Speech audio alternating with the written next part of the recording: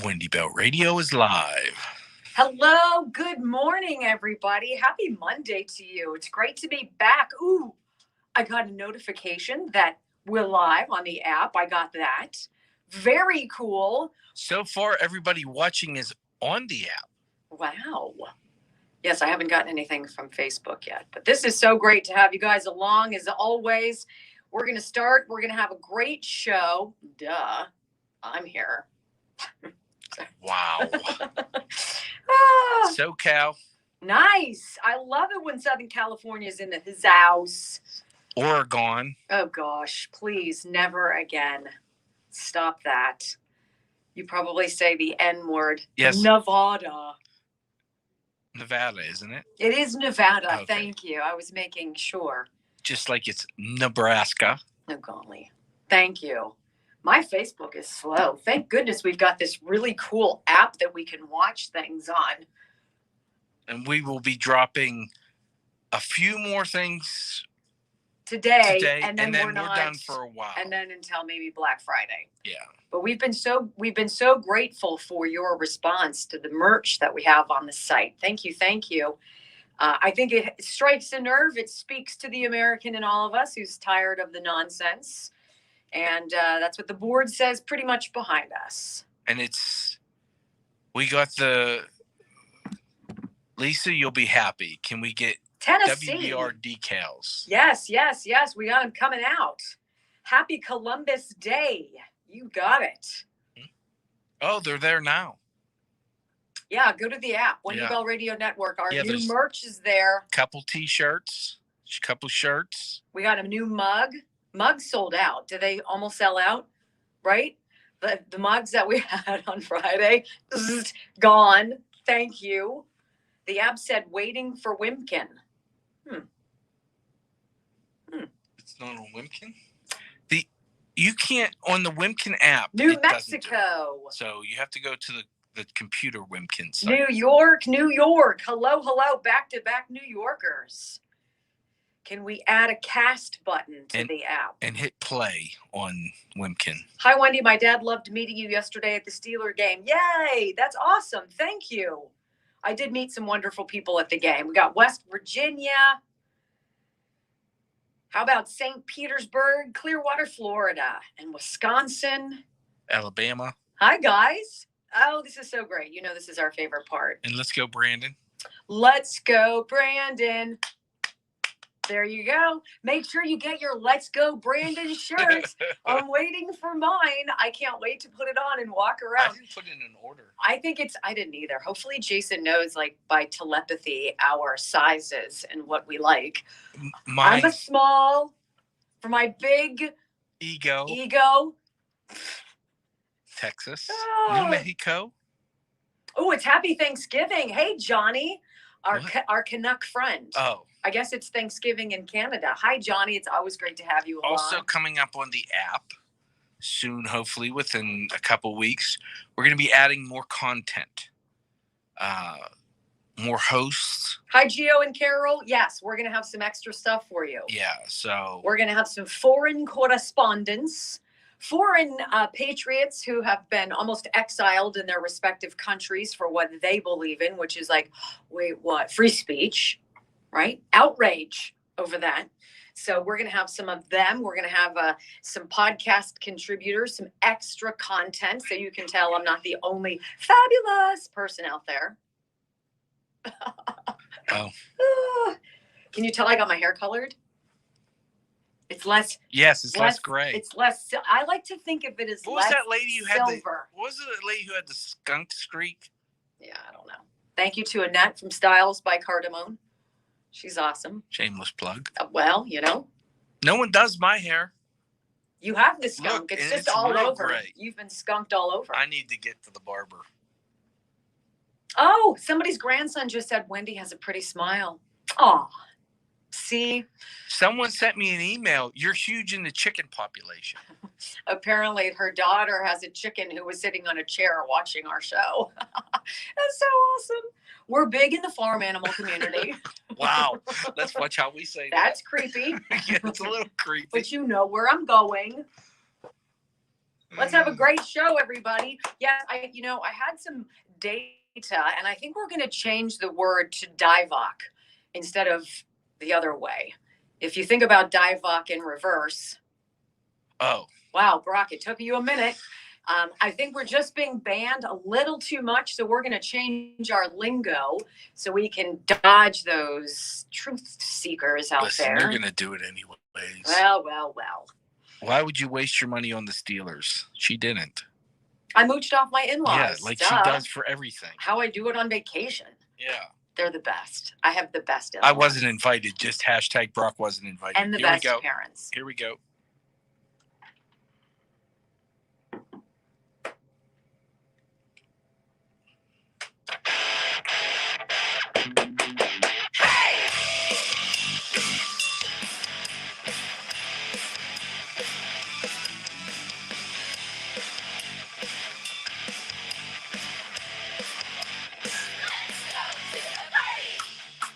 Good morning, America, and happy Columbus Day to you across the fruited plain. Today is Monday, October 11th. We're so excited to have you along for the ride on the Wendy Bell Radio program. Thank you so very much for tuning in. If you're watching on the Wendy Bell Radio Network app, it is free for you to download, and all of our content is there. You can watch us live stream there. Also, hello to our friends on Facebook who are following along and who are listening live on Talk Radio 1240, WRTA out of Altoona, Pennsylvania, and also News Talk 1400 in Winchester, Virginia. Good morning and welcome to all of you.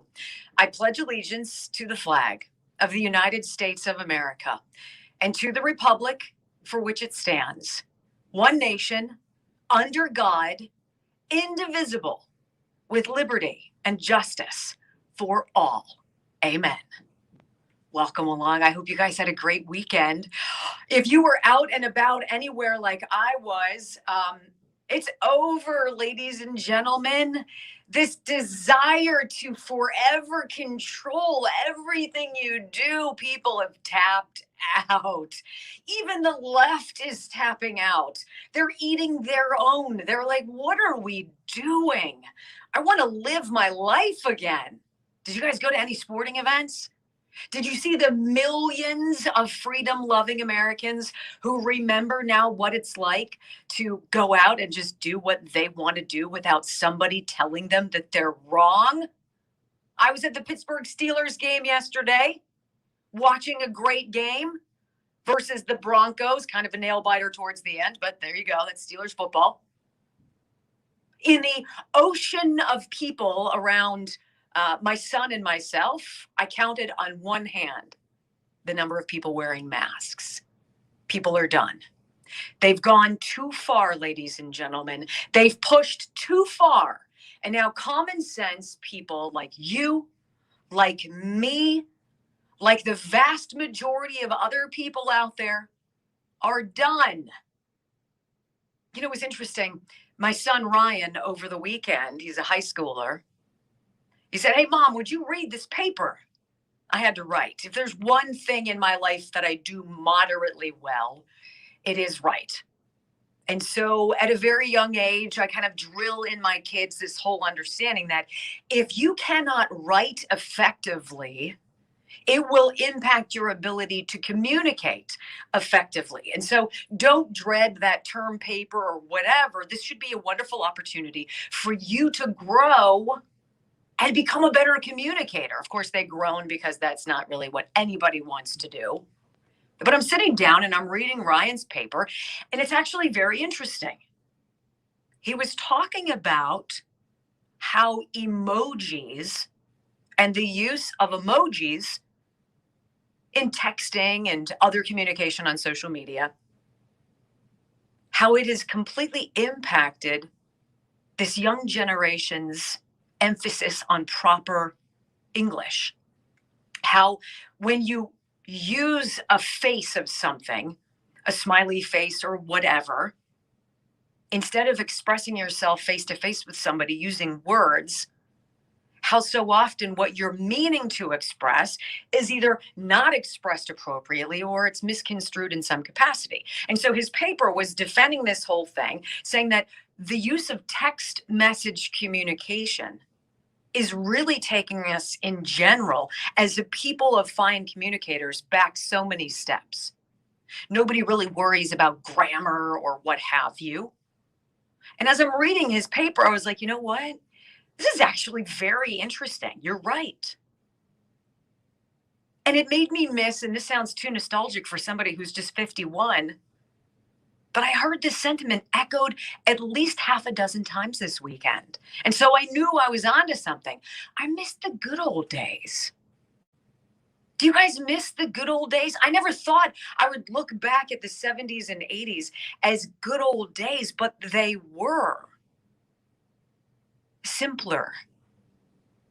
People looked at each other and had conversations. We didn't break up with each other in a message. We looked at one another. We shared communication. Think about the good old days. Think about what you don't have now that you used to have. Have you guys tried to buy a car that's a manual transmission? In the last 10 years, my husband and I love driving sticks. You cannot find a manual transmission car virtually anywhere. Joe had to get a Jeep Wrangler because it was the only car that he could actually drive the car. My car literally drives itself. As long as my hands are even slightly grazing the steering wheel so that it can tell, and I'm not in some fancy luxury ride anyhow. It stays in between the lanes for me. It speeds up or slows down based on the cruise control parameters. What about the good old days?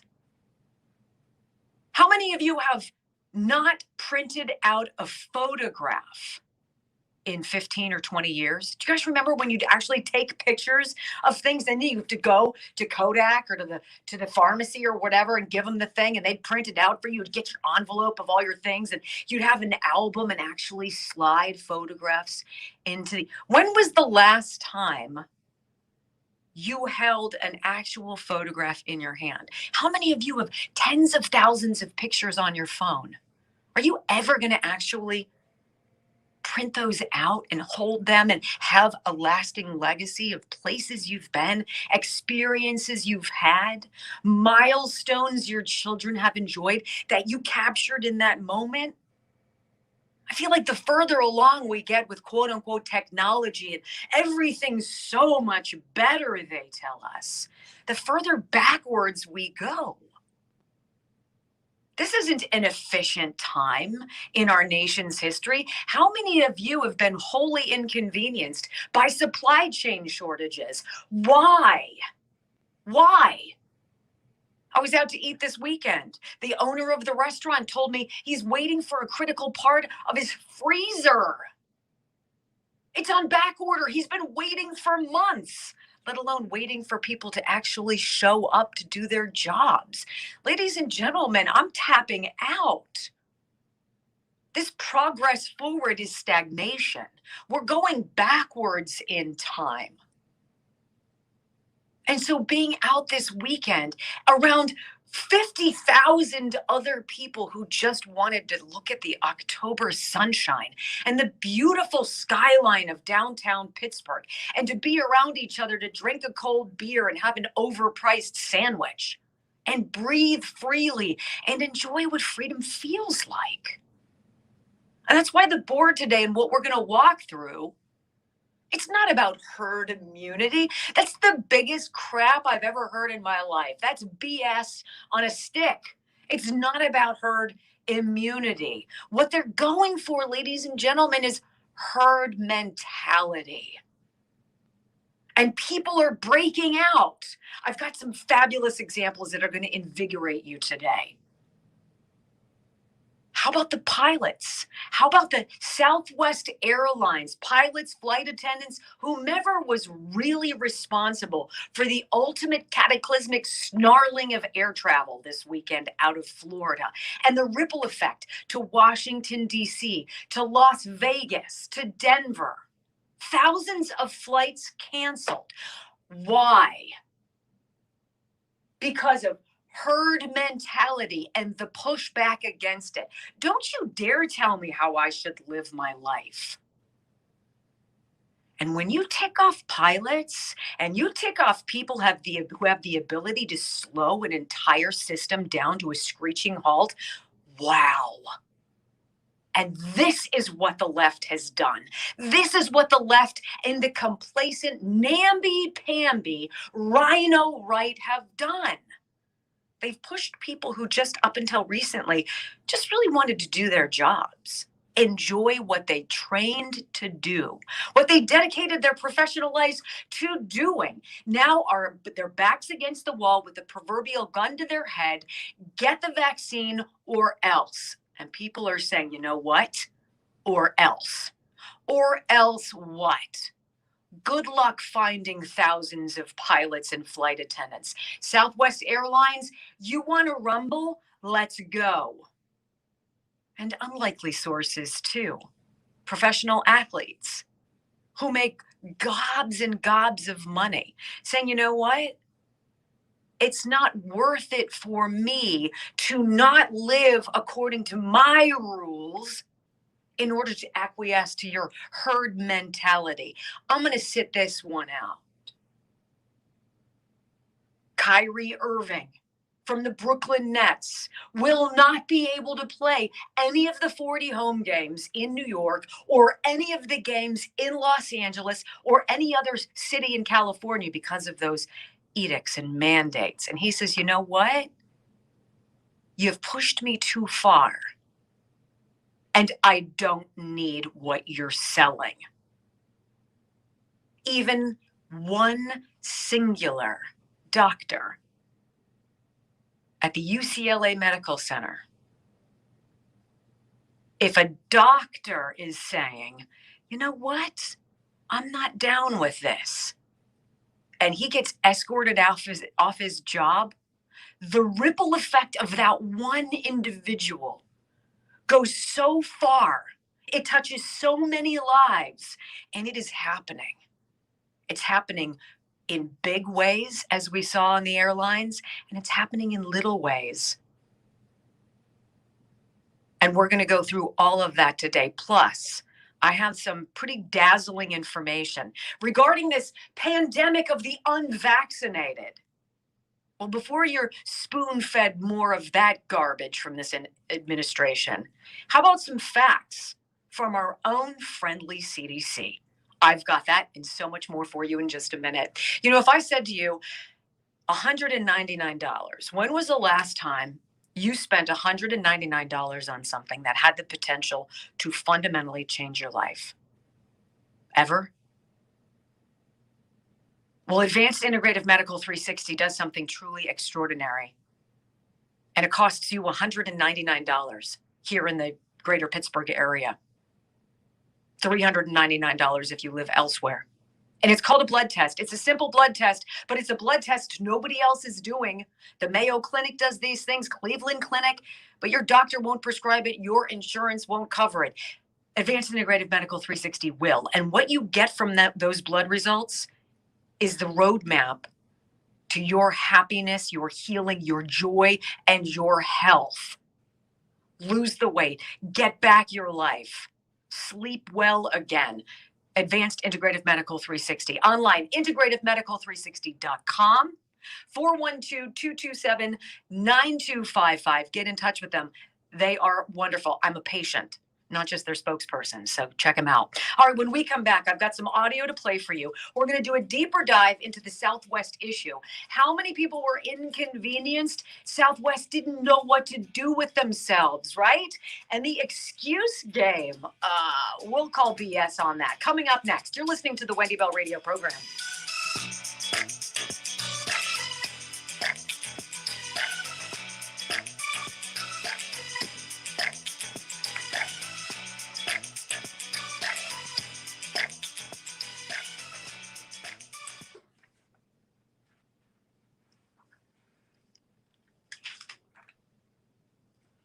A lot of people inconvenienced over this weekend by Southwest. And you know what? A lot of people completely down with that inconvenience, saying, you know what? If this is what it takes for me to be part of a struggle that is far bigger than me, the individual, let's go. Let's go. And I think that's dynamite because the support the pilots and the flight attendants have is outrageous. It's like I said to you, them saying it was about the weather is like the "Let's go, Brandon." Let's go, Brandon. Yeah. You might as well just. It wasn't about and that's the problem. Can anybody just be honest? Yeah. How hard is it just to be honest? When you've lived your life for so long and it's a lie, do you even know what honesty is anymore? It's such BS. And yet you're demanded to be just like they are. Just one hit. Take a hit. Just one. You'll like it. It's gross. I love as the drip of the Southwest story came out. Wow. How it was like, well, I don't know. We've got some staffing problems. And then all of a sudden it's like, no. It's weather. The FAA saying it was weather. Meanwhile, Florida meteorologists were like, where? I can't wait till Where? Sky Pasaki. was pretty good. I can't wait till Pasaki has her press conference. Right. Because she's going to get hit That's with okay. it. She's going to be like, look, they were all busy getting their $600 checks. No, they weren't. No, they weren't. They walked off the job en masse. And you know what? It completely blindsided Southwest. Good for them. I hope 25% or 30% of their flights. I hope American Airlines is next, and I hope United, woke United, are 50% of our next group of pilots are going to be black. Do you care what your freaking pilot looks like? Just land the damn plane. Fly the plane. That's it. My requirements for your skills are pretty basic. Don't crash. That's about it. Okay. I mean, it's very basic. Two things: don't crash. And land the plane. I think anybody could probably take off, pull back. I mean, I think we I can don't want probably, to minimize it. yeah, right. I think you just did. I think you did minimize it. Wow. Anybody could be a radio producer. It's just some buttons. Wow. No, it's not, because I would get a nervous breakdown if I was in there. Right? Anyway, I think that was dazzling. And I think Kyrie Irving, and we're going to talk about him. Like, it's easy to do when you don't need the money. Sure. But yeah. Hey, do you think flight attendants need the money? Be quiet. Okay.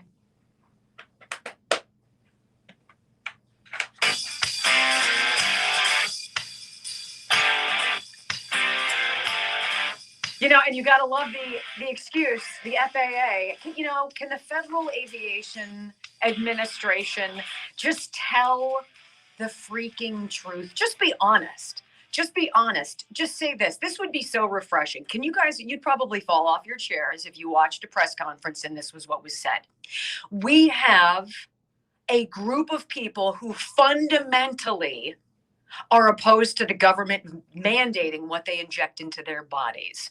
They walked off the job and left us stranded, and we had no choice but to cancel thousands of flights. Okay.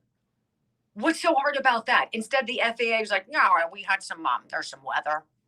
There was some unforeseen weather. And then you have meteorologists who are like, no, we didn't. Skies look pretty good to me. How about this?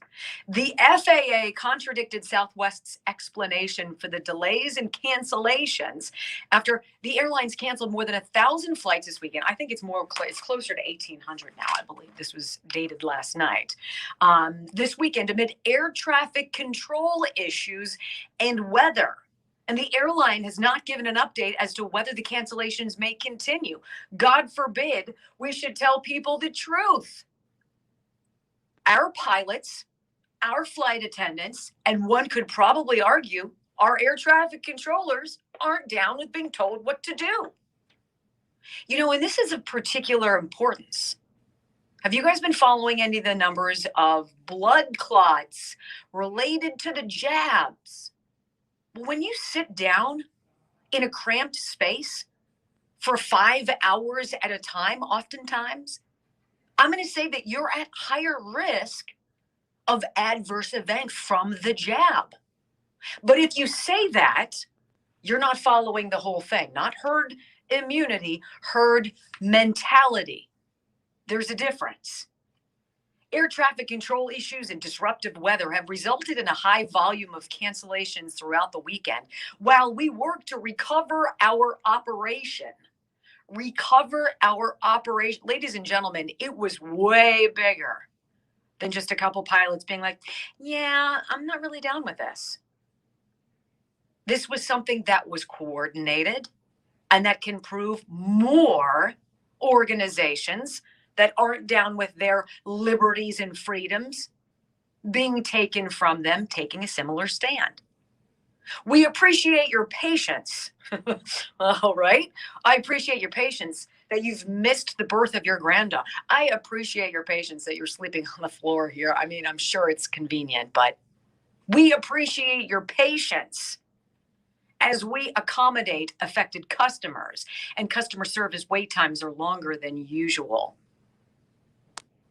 According to FlightAware, a website that tracks cancellation and delays, Southwest had canceled 1,018 flights and had 597 others delayed Sunday alone.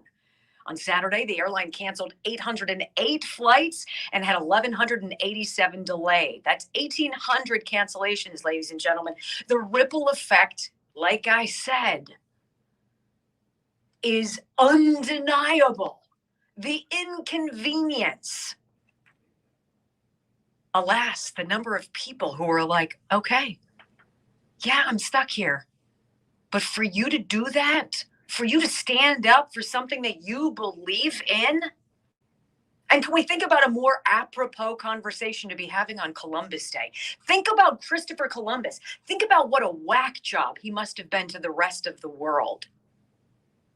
Sailing off, not thinking it was flat. We're going somewhere. It's the new world. They must have thought he was the biggest lunatic. And yet he stood up and went after it. How apropos that we're seeing more and more people in that same vein say, you know what, I know that you want my herd mentality, but I'm going to go solo on this one. And if you want to stand next to me on my mountain, I've got space for you. I've got room. You're welcome. We experienced weather challenges in our Florida airports at the beginning of the weekend, challenges that were compounded by unexpected air traffic control issues in the same region, triggering delays and prompting significant cancellations for us beginning Friday evening. A Southwest spokesperson who's used to not telling the truth, obviously because they did not, told Fox Business on Sunday. Well, it's interesting that those weather problems only seem to snarl Southwest Airlines. United got into the air without any problem. America was flying around. I'm sure Delta was looking good. Just be honest. People are mobilizing. They want their lives back. They want the good old days. These should be the good old days. And on purpose, they're not supposed to be.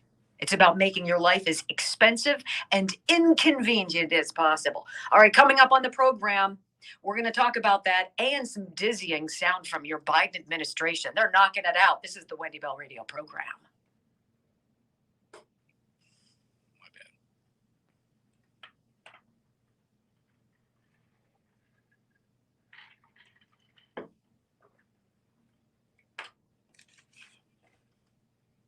My bad.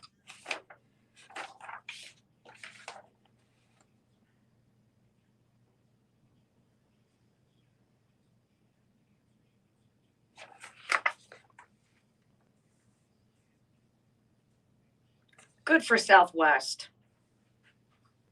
Someone on the stream I was reading that said that they heard that they all took their vacation at the same time, so they couldn't be fired at that moment, which I think is genius if they did, I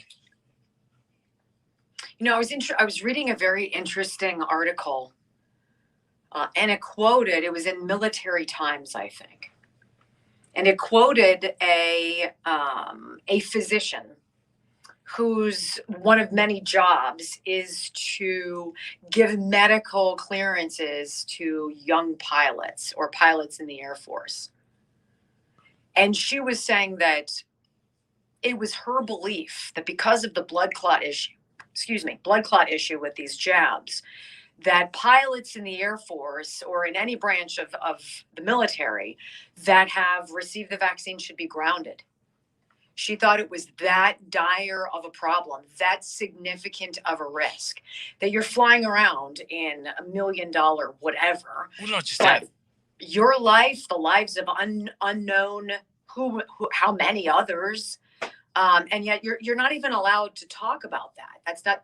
I mean, that's how far we've gone, and that's why, I mean, not to be corny, but I miss those good old days where you were allowed to do what you wanted. The good old days. Who would ever thought saying just being able to do whatever you want was the good old days? I mean, That was like a year and a half ago. reading my son's paper on how using emojis and text messages completely changing how this generation communicates. My second son, broke up with a girlfriend via text message. I was like, what? You did what? You didn't have the right? Huevos. You didn't have the huevos to be like, yo, this isn't working. It's not you, it's me. To pull a Seinfeld, right? I don't know. Yeah. You remember what ghosting used to be? When you'd ask her to go out and she'd be like, I got to wash my hair. That used to be ghosting. Now they're. Right. I mean, not that ever happened to me. Right. Wow.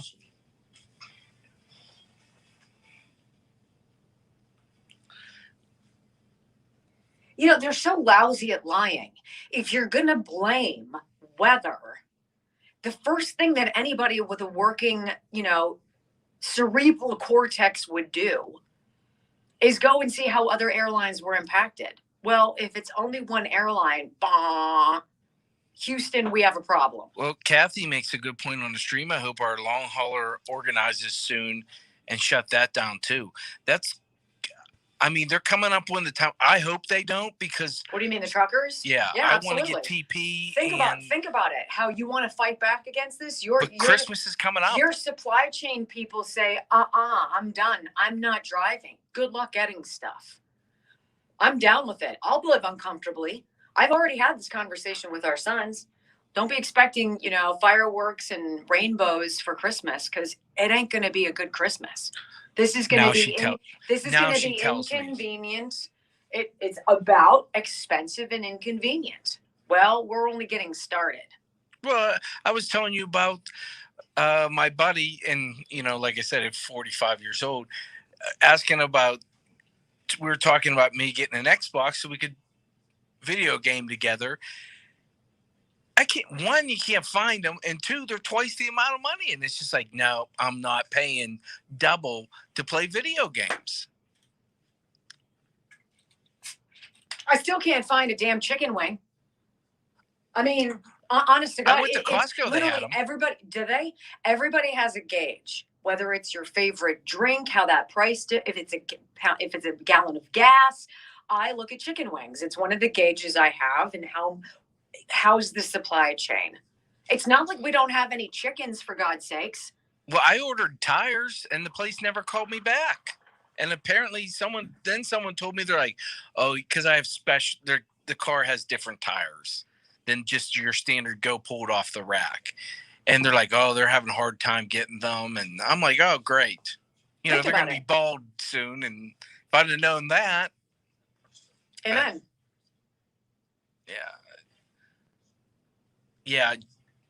Well, not just so much the chicken wings, but think of the price of the chicken wings. Like, that's why it's such an easy gauge for me. You're taking out a second mortgage to feed your family. It used to be, 75 cents a wing. Now it's like $1.50 if you can find them. And I'm like, $1.50 for a tiny chicken wing? Well, do you know what it costs to feed these people I have? Went to Costco yesterday. Didn't buy anything extravagant. Cart was full. $353. Holy moly! Thank God I pay you so well. I had to open a credit card to get it, but whatever. You It's better only take my it. well-being. You better take that out. My You well-being. take it back. Here we go.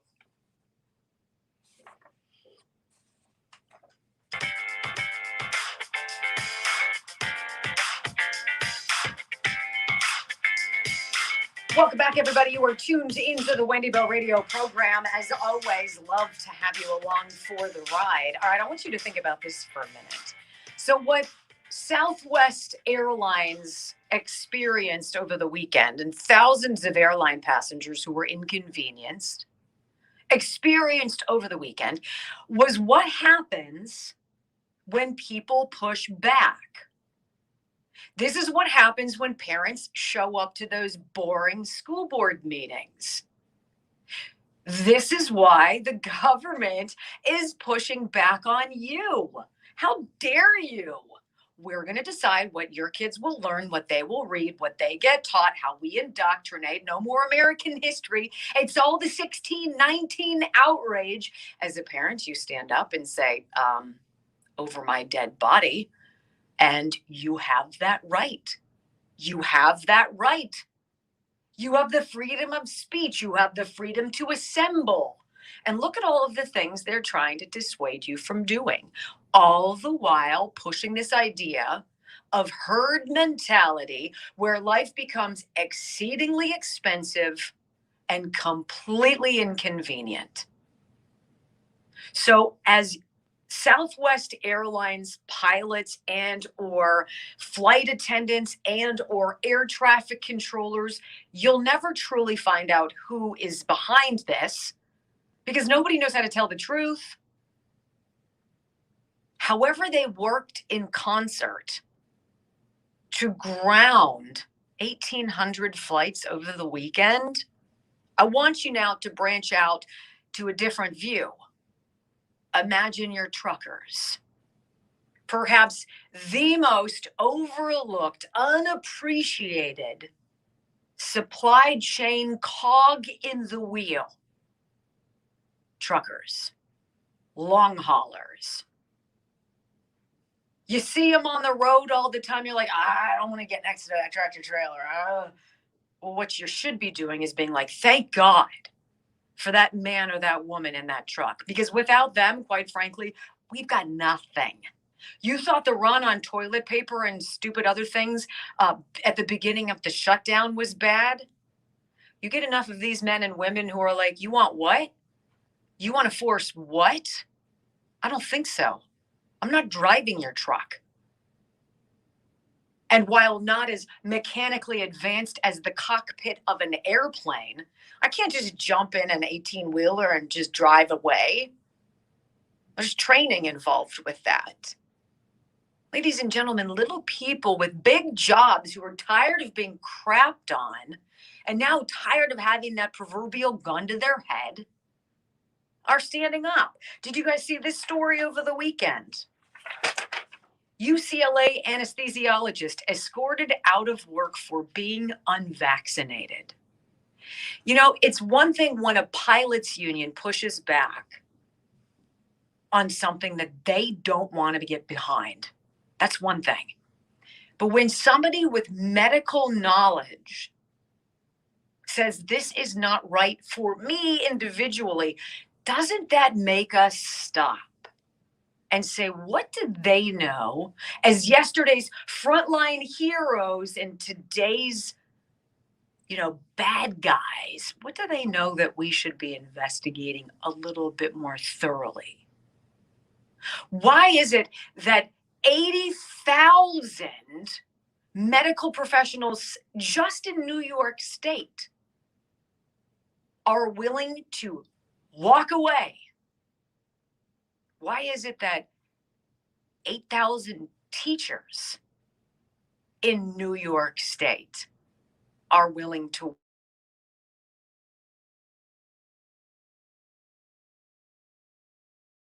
individual for each of those people? That ripple effect, though, you feel it. And as much as the federal government says, well, we'll just get the National Guard and we'll plug them in. Do you really want the National Guard handling your anesthesiology when you have surgery? Well, yeah, I stayed at a Holiday Inn Express. How about this? Anesthesiologist Christopher Rake, MD, was escorted out of a University of California, Los Angeles Health Medical Plaza Monday after attempting to go to work without being vaccinated against COVID-19. A video of the incident, recorded by Rake himself, shows him confronting the individuals leading him out of the building. I have this. It's cut number 3, Brock, and I want to play it for you. If you're listening on the radio, what you're hearing is this gentleman, a physician at this facility for years, has all the licensing, went through all of this school, knows the job, and was yesterday's hero, but today's villain, being escorted out by some mask-wearing militant guy who's obviously some thug from the hospital, or at least is acting that way. It's amazing how people feel empowered, right? Well, I'm a big guy. I'm going to walk you out, walk you off the premises. What a guy. Listen to this cut. They are escorting me out of the building. What's your title, sir? Don't come near me. What's your title? Don't come near me. Okay. Keep walking. And this is Decided he's had, oh, wow. All right, we've been working on it. We got it now. All right, let's do it now. Here we go. Cut number 3. they are escorting me out of the building. What's your title, sir? Don't come near me. What's your title? Don't come near me. Okay. Keep walking. And this is what happens when you stand up for freedom and when you show up to work, willing to work, despite being unvaccinated. And this is the price you have to pay sometimes. But what they don't realize is that I'm willing to go lose everything. Job, paycheck, freedom, even my life for this cause.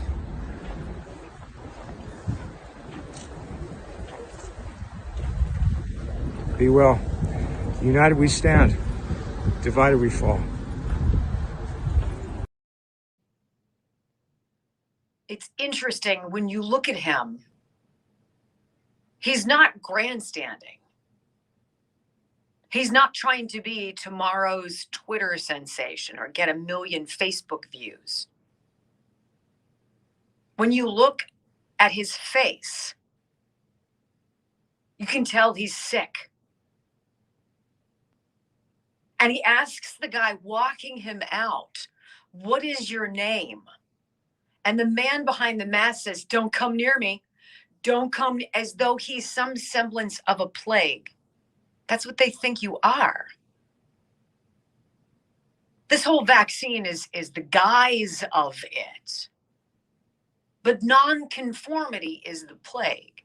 That to them is a virus. See, it's about herd mentality, strength in numbers.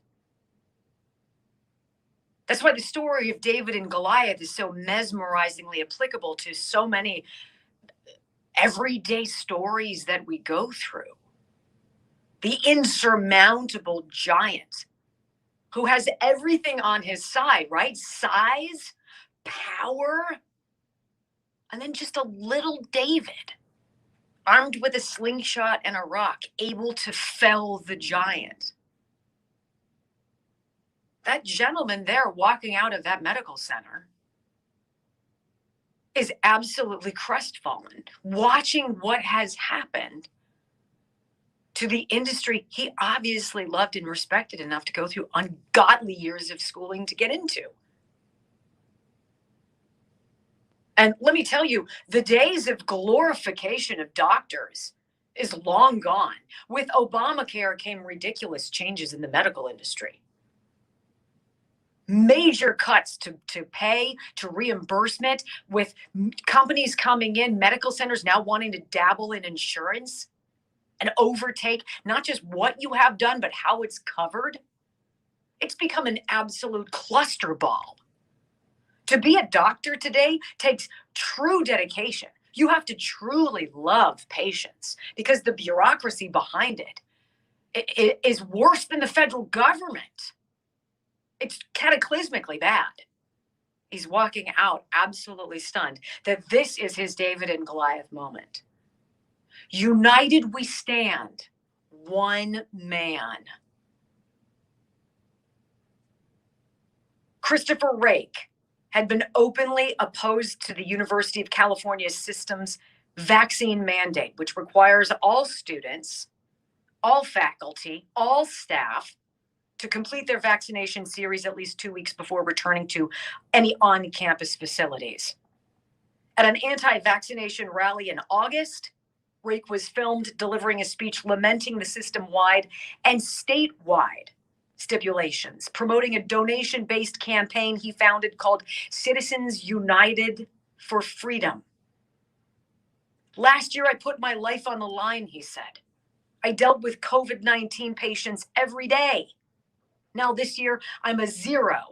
They're telling me, you take the jab or we take your job. And I'm here to say, no, that is not okay.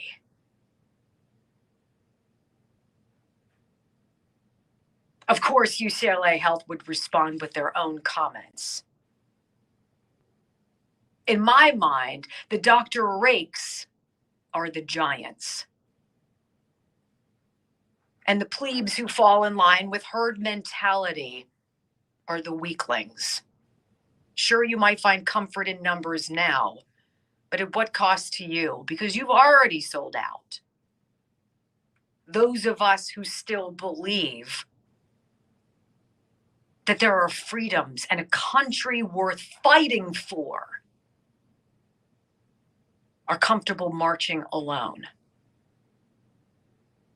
So imagine, ladies and gentlemen, as you see these stories and they're bubbling up more and more, as well they should, and they inspire the fighter in me. Imagine what your holiday is going to be like if this continues.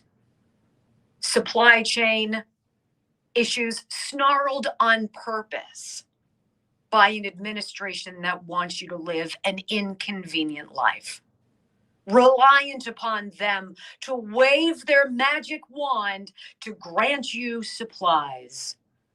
How much more are you paying for things that should be much, much less money? Obviously, the big one, gasoline.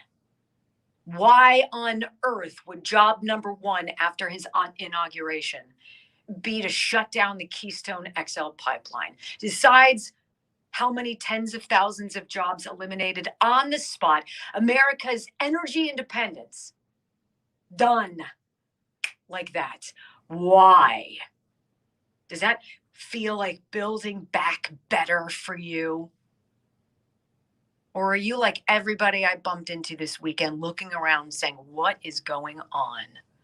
And how far will it go? Want to tell you about Dr. Charles Simkovich from the Simkovich Concussion Institute. I love talking about people who change other people's lives. And that is what he does. I can't imagine having a traumatic brain injury and having myself feel scrambled, having sound, having noises make me sick, becoming a virtual recluse. How many people go through this when they suffer an injury like that? Now, if I told you that not only could Dr. Simkovich help you with your symptoms, he could help heal your brain, do you think you'd pick up the phone and call and make that appointment because it costs you nothing? I think you should.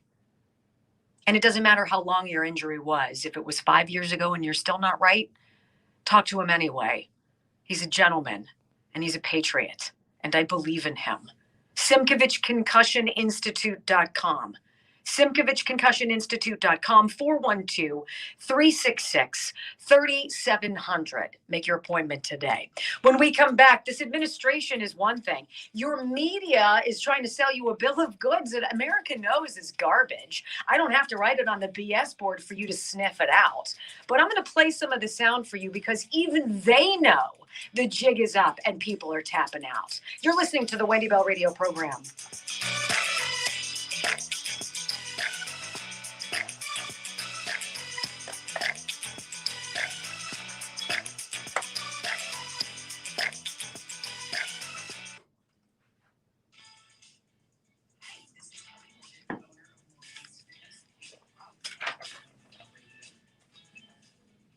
Oh, I've never heard her ad. That's great. Yeah, I built that. I love that. I'd love to hear all of them sometime. That's outstanding. She wants us to come down and grab lunch with her some afternoon. We got to figure out a time to go to one of her gyms and see it. I definitely want to get inside and check it I don't out. have to work out, do I? No, I don't like. I don't Let like to ask the impossible. Wow, that's hurtful. That's hurtful. Did you see the video? I didn't send it to you.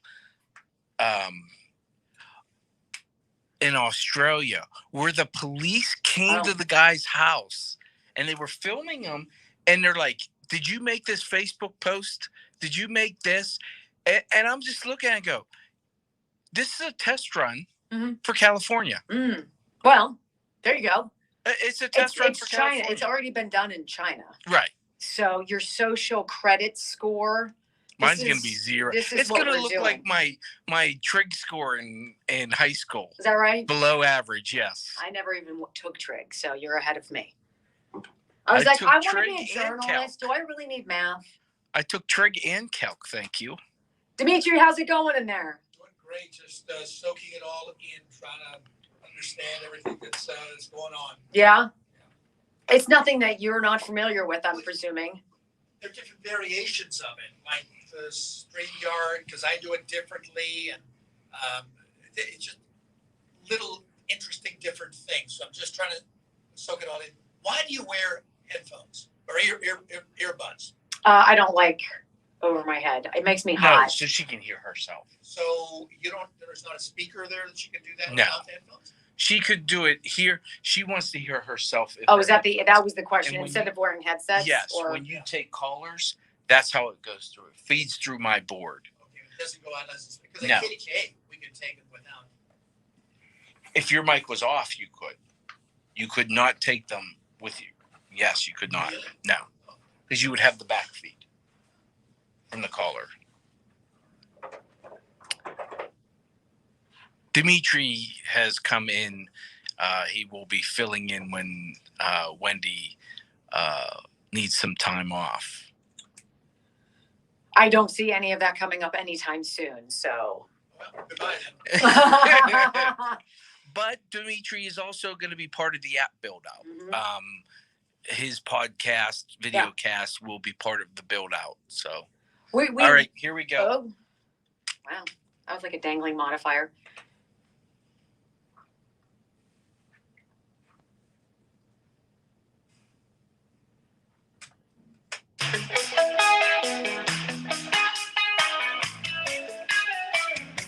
So apparently in the stores across where I live, it's already Christmas. So it's crazy to me that they have Christmas stuff up in conjunction with Halloween. And I was thinking about this. Can you imagine what this holiday season is going to be like? Can you imagine what it's going to cost to ship whatever you want, wherever you want it to go? How long it's going to take for it to get there? Whether or not you're even going to find what you want. My son, since last Christmas, have been asking for the most updated, newest model Xbox. You cannot find this stuff anywhere. It doesn't exist. You have to have some in, like, you're in the mob or something. You're like, hey, Vinny, can I have a, right? It's ridiculous. It's an Xbox. And I asked my son, Jack, I said, well, how much did they cost? A couple $100? He's like, $800. I was like, what? $800? So Santa Claus in our household, for those of you who might listen with young children around, you understand where I'm going with this. Santa Claus usually brings one nice gift for everybody and then some little rinky dinkers. What were you going to say? Santa Claus is going to have to go black market. Santa Claus is And going I to bet have to he go puts down the deep. elves out of work. Well, you know what? That could happen. I mean, Especially if you're forcing the vaccine. If I was an elf, I'd be like, look, Where I'm living, it's so cold. The rate of transmission is negligible, Santa Claus. We need to talk about this. And who knows if he's going to be a good union boss or what. But all I know is I took my son Ryan out over the weekend. He wanted an upgrade on his phone, which is several years old. And I don't know about you guys with the Androids. It's curious to me that the iPhone works brilliantly for 2 years and then all of a sudden starts to go a little haywire. Things don't work the way they should. It powers off weirdly, and you're like, what? And you go to the store, and they're like, yeah, it's every 2 years you kind of need to get a new one. Every 2 years, when the new one is $1,000, isn't in a lot of families' finances, which is where Santa Claus comes into play, right? Anyway, my son wanted the new iPhone.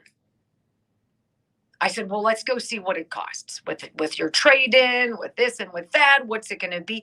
We go to the Verizon store. They have two iPhones. Two. I was like, oh my goodness. If anybody is expecting to surprise anyone in their family and waits until Black Friday, what's going to be left? How much is it going to cost? This is where we are. How inconvenient and how expensive can your life get? Because, ladies and gentlemen, we're just getting started. You can't find new cars, can't find used cars for that matter. There's a chip. It's made in China. We can't get it. Huh. I don't remember that problem last year. Can't find chlorine for pools if you live in nice climates. I don't remember that being around a year ago, having that problem. I'm still waiting for my basement to be finished. I think that's going to be an 8-month project. Okay. Hope people show up. Employees just ghost from their jobs after a day or two. See, I've had enough.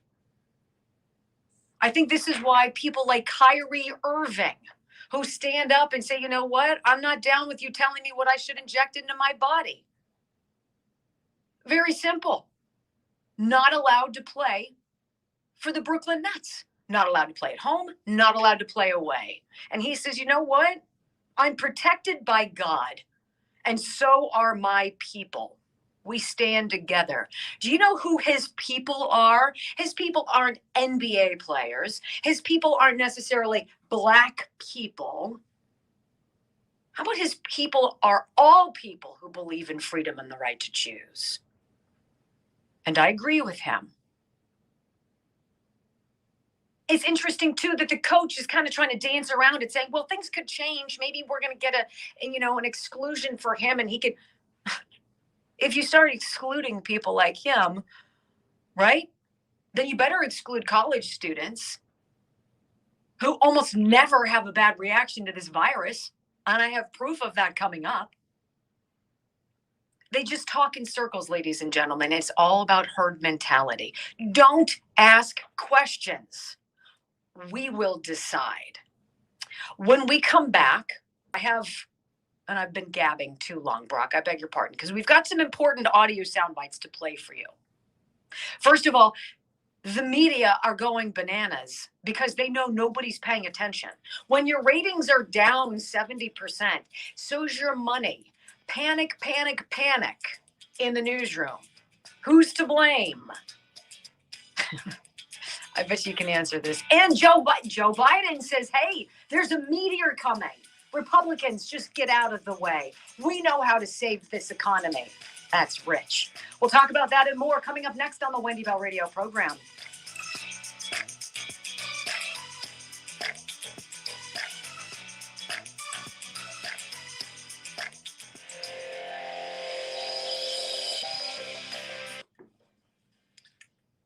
I'm looking for Santa Claus to have a rough. Now, do you think he's standing by the TV waiting for Dr. Doom to say Christmas is on or off? Does that work his schedule? I'm not so sure he's really worried about that. Yeah. In fact, in a year without a Santa Claus, he was really just bruised because he thought he wasn't relevant anymore. I think Santa knows now, after Heat Miser and Snow Miser, he knows he's relevant. Okay. I think it's important. I'm just concerned. I know a lot of moms watch the stream with kids around, and so if they're watching, I think it's important for them to realize Santa's on it. He's on it. He's got his best people on it. So am I getting one for Christmas then? Well, I don't know. Depends on if you have a good relationship with Santa, Oh, which is so probably I'm not. out. I'm on the outs, is what you're telling me. So have people found our new merch on the App Store? Not yet. Okay. Look at that. Hey, they spent a lot of money, but it is nice. That's the one thing you can count on. Yes. So You we know. have put up a new mug. Our mug sold out, so we put up a new mug. I really like it. I do too. I think it's. 5 hours designing. What'd you say? It took 5 a. hours designing. He, What? yeah. I put every single star in position. Hey, listen. We only have so much wood, so you need to get off the cross Wow. supply chain. Okay. Holy moly, that's a You tough always crowd. say to me. That's a tough crowd. Well, So just no, saying. so we have a couple. We got a mug that's dynamite. We have a T-shirt that backs the blue, which is obviously where my heart is, as you know. There you go again. What? Telling people what it is? Instead of saying, go to the app, Okay. you tell them what's on it. I think it's cool. Yeah, everything is made in America. But you're still supply chain problem. And then For some we will things. stop producing new merch until probably November. Yeah.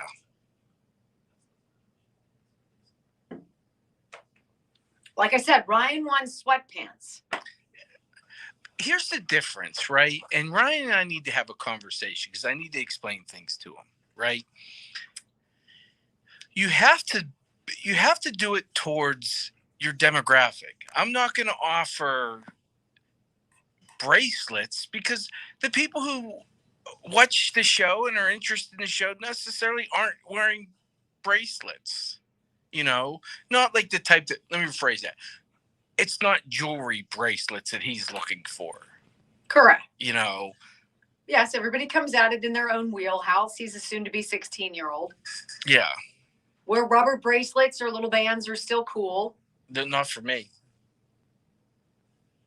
Thank God nobody cares what you want.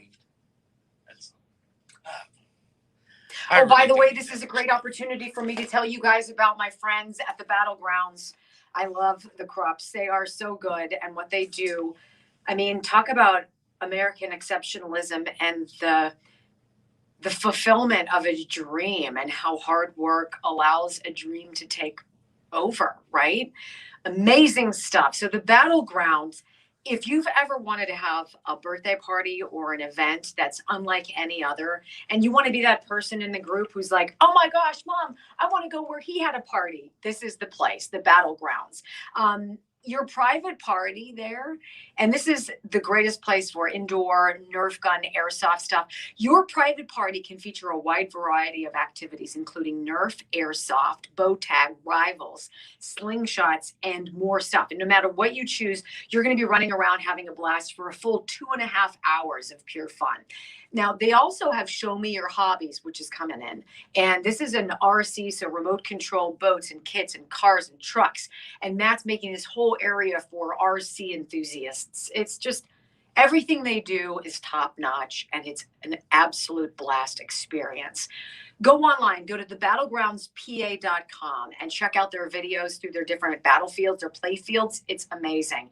Or book your party by calling right now, 412-530-2192, 412-530-2192. And remember, don't just play the game, be the game at the Battlegrounds. I want to know when I'm going to get a chance to take aim. Yeah, I think once we kind of settle into our schedule here and figure out what our weekends look like, we can come up with a great time to go. You know, I wonder if he has a slow time because I wouldn't want to gobble up a bunch of Right. time. He'll text me right now because he's usually Well, watching. maybe after the first of the year. Yeah, maybe You that's know, a good and call. everything's out of the way. You know, like you don't have your Thanksgivings, your Christmases. Should you get the flu shot this year? I get the flu shot every year. Wait, So- let's respond with the same thing we were saying. If you want to get the flu shot, get the flu shot. Or whatever your doctor suggests is Right. best for you, for sure. I personally have never received a flu shot. I just don't get sick Until you do. until I do. And then guess what? You've It's got on Jason. me. Okay. And then I call Jason and be like, hey, Senator Mastriano is watching. Hello. how do you know? Because I just saw. Oh, Hello, Colonel.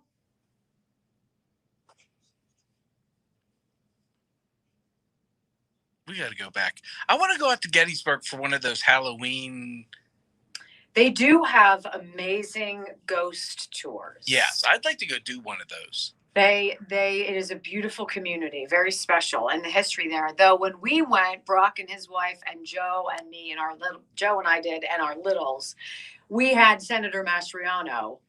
Yeah, Right. we had a private tour. Who's a PhD many times over in history, give us the play-by-play of the battle, the great battle. I mean, it was I crazy. think Kate and I might go do It was- that this year. It was absolutely one of my favorite memories as an adult. I had a blast. I mentioned to her yesterday that I'd like to do it, and she's like, yeah, it sounds good. So I might have to give our friends a call and get a, Yes. Get the B&B there yeah, at the Brafferton, I think. yeah, that's where we stayed. I love that That place. place is great. No plug, no nothing. I just thought it was really cool. Mm-hmm.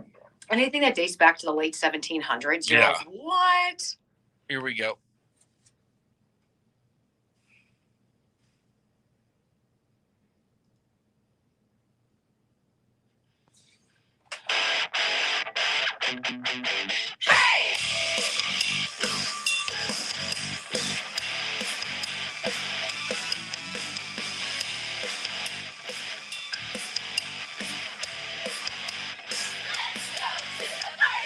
Welcome back, America. You are tuned into the Wendy Bell Radio program. Thank you for joining us on this glorious Columbus Day. Delighted to have you along for the ride for as long as you can share, Monday through Friday, 3 hours a day.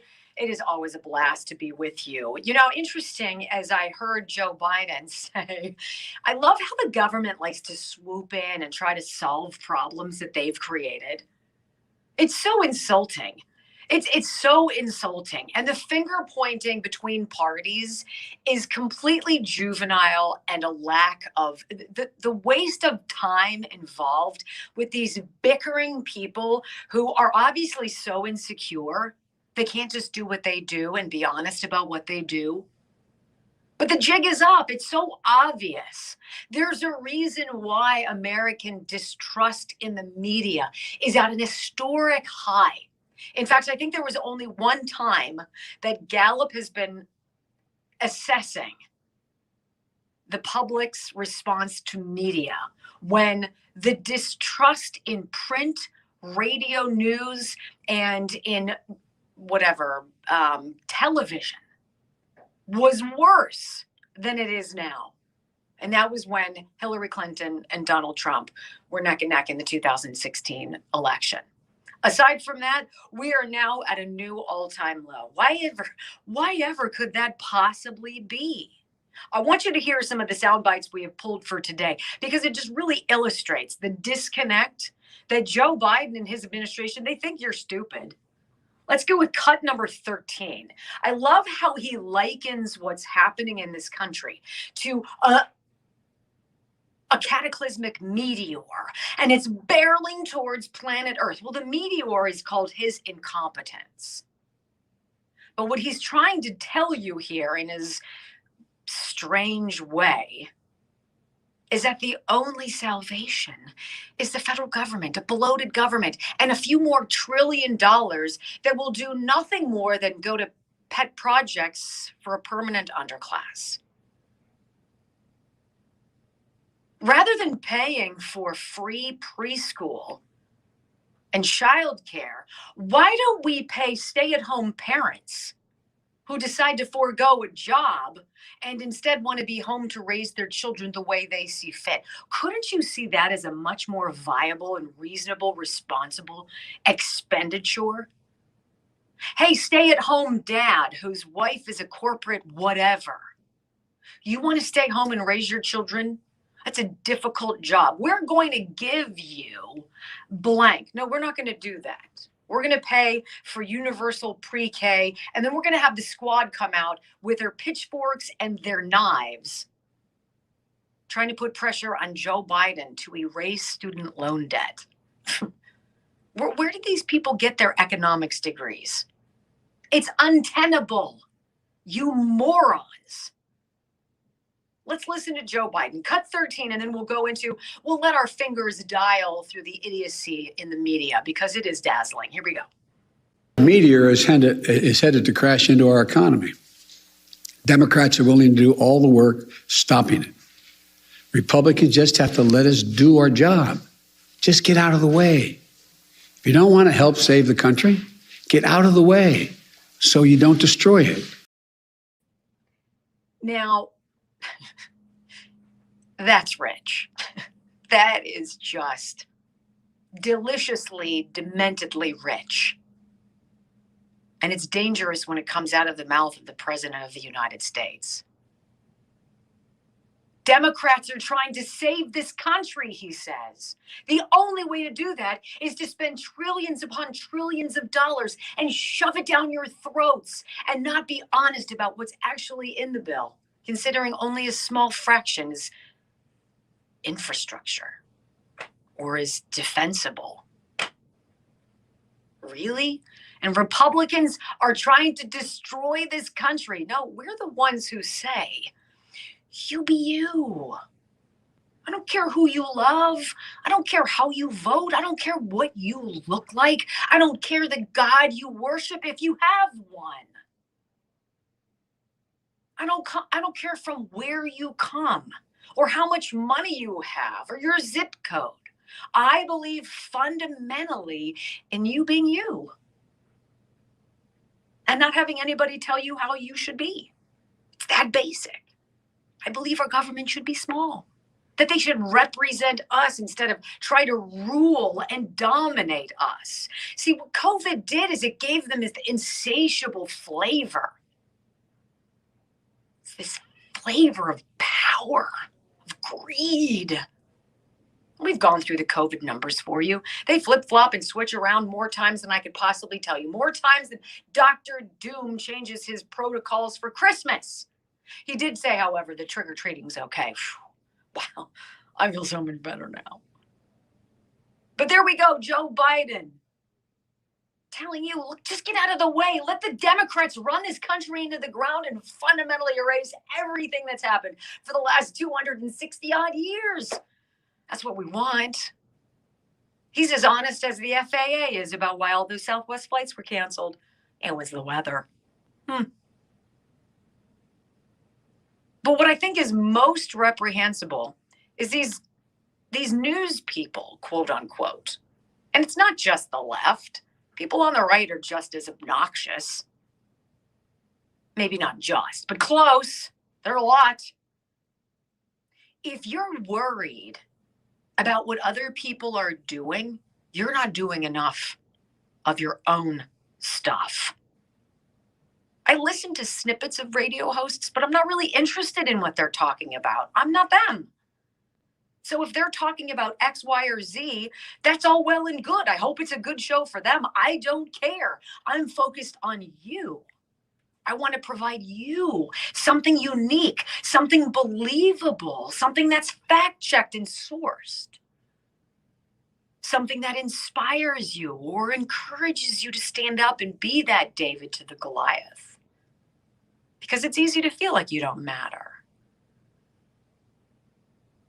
But when you're CNN and your ratings are down more than 70% since Donald Trump left office, that means your money has dried up because ratings equal advertising and advertising equals money. And without money,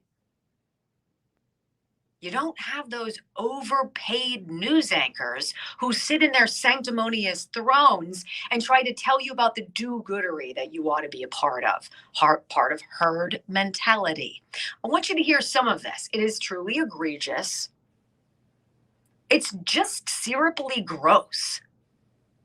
Instead of doing anything to legitimately benefit we the people, these are these sniveling, narcissistic egoists who are so concerned about what the competition is doing instead of actually doing a realistic job of journalism. having integrity, telling the truth. Remember those good old days? Listen to Brian Stelter. He's just, I want to hear cut number 8, Brock, because I love how he blames people like me. I want you to listen to what he has to say. And then, really? And then you'll be like, really? Go ahead. Cut number 8. Whenever anyone asks me about trust in media, I try to ask, what do they mean by media?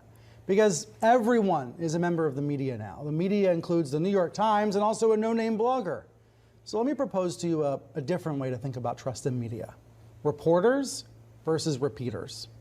Repeaters are the talk radio shouters who tell listeners to hate the other side. They're on TV and radio telling the same story every day. Repeaters are outlets like One America News, which replays Donald Trump's lies on a loop and runs random news packages made by other companies. Repeaters are all over Facebook in hyper-partisan private groups that cherry-pick stories and confrontational memes and make you really rageful. Repeaters are Twitter trolls who anonymously amplify propaganda and try to wear the rest of us down with their repetition. And so much of what they are repeating, so much of the raw material for radio yackers and Facebook posters and all the rest is from reporters, from the people paid to figure out what is true, not what they might want to be true, but what is true.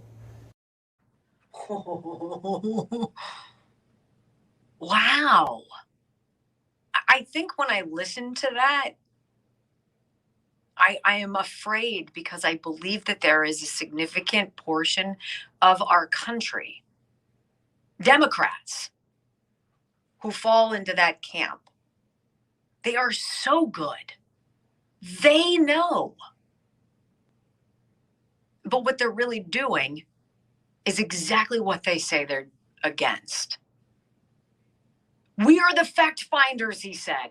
Well, if he was a fact finder, he would probably have one of the stories I have coming up in the next segment, which is pretty significant. In fact, I'll probably do it right after the commercial break.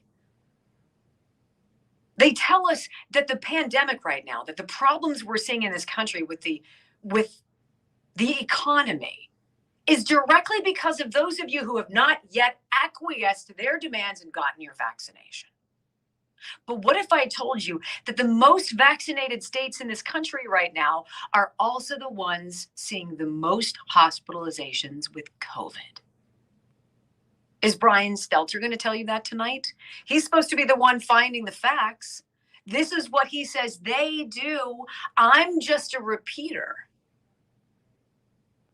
In fact, hopefully we have time for this right now. Do we have time for Psaki? In fact, we'll hold this because I want to be able to set this up for you and make sure I get it right for you. There's nothing that they can say that's honest to you. Why not just be honest? Why are the jobs numbers so bad, Jen? Well, we're going to blame Trump, of course, or we're going to give you some big elaborate story that's not as bad as you really think. But they can't tell you the truth because the truth is it's the point. It's about keeping you down, making things unaffordable, making things inconvenient. That's the new way. And while you're worried about all of this stuff, they can then swoop in, indoctrinate your children, and create the next generation to fundamentally change America. Doesn't it sound almost obnoxious to say that? It is obnoxious. And that is what I believe is going on. I've got proof of it too. So don't go anywhere. You know, if you have a hospital bill, oftentimes because of the high deductibles and the high copays, you'll pay more than your insurance company even pays. I say enough with that. That doesn't work. That's a system that fundamentally is not affordable. That's why I love what my friend Tom Yakupin from West Penn Life and Health is about. It's called Deductible Buster. It sounds kind of gimmicky, but it's not, which is why it has its own website, deductiblebuster.com. If you're paying way too much, if you have an individual or a group health plan, why don't you go to Deductible Buster right now? Walk through the process, see how much it could save you, see if you qualify. I'm going to say, yeah, you do. And then go sign up for it. Check it out right now, deductiblebuster.com, making health insurance work better for all of us. All right, when we come back, I want to go through some of these numbers. First of all, the jobs. Terrible jobs report. Who's to blame? Well, not Joe Biden, of course, right? It's the 180 rule. Check it out coming up next on the Wendy Bell Radio program.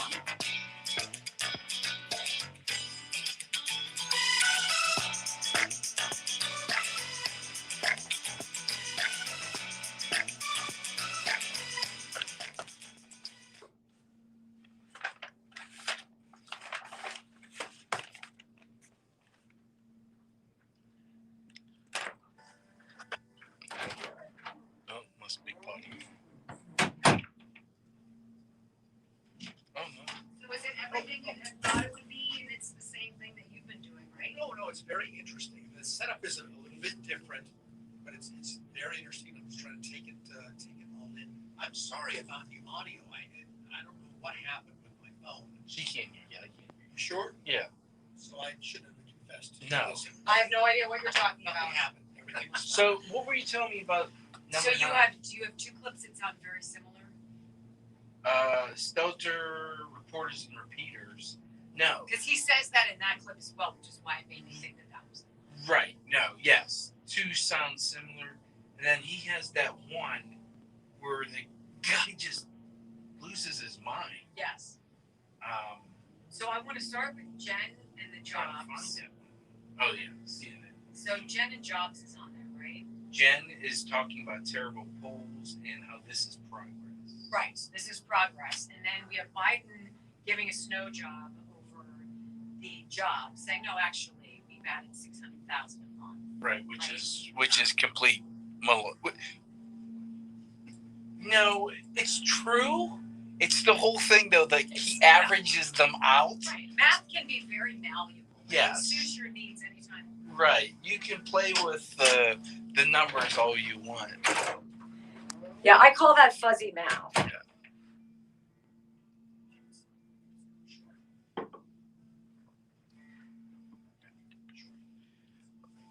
We know we're still on the air, but we're only on the air on the stream, not the radio. Right now and that right now,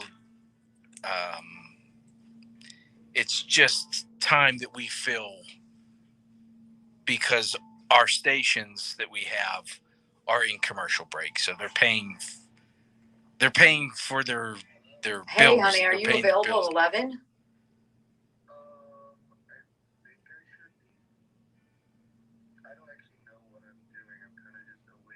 Would you please check for me and give me a yes? Because I blocked it for you. So if you're not, I'm going to have to slide something in there, which is fine. I have it, but I just want to know. Just shoot me a text. Because I'm on the Our air. Okay, potential thanks. guest at 11. Bye. Is he bailing? No, I think I just woke him up. Oh, to be a child. I'm telling you what. He's not a child. He's a grown All right, here we go.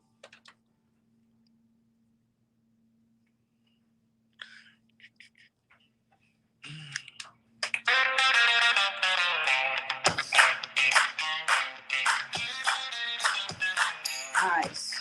We would call it fuzzy math. George Bush would call it fuzzy math. I think you would agree. I've got 2 audio sound bites I want to play for you. Because, the left wants to tell you everything here is rosy. The CNN and all these people want to tell you it's all the right's fault. It's all, you know what? We just want to live our lives. We just want to get back to living. We want to work. We want to prosper. Get out of the way. Listen to Jen Psaki as she's asked about some horrible poll numbers and the spin that she likes to put on it. Very tough approval ratings these days. I know you probably like to talk about polls and you might say that they don't mean anything, but it's also fair to say the White House, when there are good polls, you publicize them. So what do you make of these really terrible polls? Are they that he's doing something wrong? Is it just the communication? Or is it he's doing the popular things that have to be done? Or something else? Sure. Well, look, I would say that this is a really tough time in our country. We're still battling COVID, and a lot of people thought we'd be through it, including us. Because of the rise of the Delta variant, because of the fact that even though it was a vaccine that was approved under a Republican administration, even though we now have full FDA approval, and even though it's widely available across the country, we still have a quarter of the country who have, less than that, 20% of the country who've decided not to get vaccinated. No question that's having an impact. And of course, as the president has said, the buck stops with him. That darn Delta variant, all you unvaccinated people, 20%. So let me ask you this. If then 80% of the country who can get vaccinated is vaccinated, and you have 110 million Americans who've already had COVID, ladies and gentlemen, we are way past herd immunity. Unfortunately, it's not about that. It's about herd mentality. And the only way to get there is 100% compliance. It's 100 or nothing. That's what they're saying. I'm interested in this exchange too, from Peter Doocy from Fox News to Jen Psaki. And he's bringing up an excellent point that you won't find anywhere else. Because even though Brian Stelter from CNN is telling us that we're repeaters, he's a reporter. These are the people who really dig in and they chew on stuff. They're breaking news. No, they're not. They don't know how to do their jobs anymore, ladies and gentlemen. They spent 4 years being outraged by Donald Trump by covering every tweet he had. They didn't go out and generate stories. They weren't enterprising things. They weren't moving the needle. They weren't leaving you better than how they found you. Their sole mission was to spend 92% of their time bashing the president, which is why their coverage was 92% negative. Listen to Peter Doocy call out the exact thing that we're going to be talking about in the next segment. And it's going to make your head spin. Go. And do you know if this particular hospital might have been having staffing shortages because they have a vaccine mandate and maybe some folks have had to leave because they didn't want to get vaccinated? I would love for you to account for me where that is the issue over more so than the number of unvaccinated who are filling emergency rooms, filling ICU beds. That is the problem in hospitals across the country. Go ahead. So we are being told that it's those bad unvaccinated people who, darn it, are getting sick. They're flooding emergency rooms. They're preventing people who are having sudden cardiac arrest from getting the needed care they have, or for having cancer treatments or surgeries. It's because of this scourge of people who simply won't comply that we're having all these. Where's the video? Have you guys seen video of that? Where's the proof? Where's Brian Stelter being that breaking news journalist that he is? Shouldn't we have that? Oh, you guys remember that story when they were saying that the unvaccinated were clogging the hospitals and that there was a line of people who were identified as gunshot victims in Utah? As though there was a huge spate of gunshots. Oh my goodness, everybody's getting shot. It was a picture of a COVID vaccine clinic from last spring. And they try to pawn it off as this is what the waiting is like to get into the hospital. People aren't dropping over. There's no blood anywhere. So they lie to you. Jen Psaki's lying, saying, it's because of we know better. And I've got their data.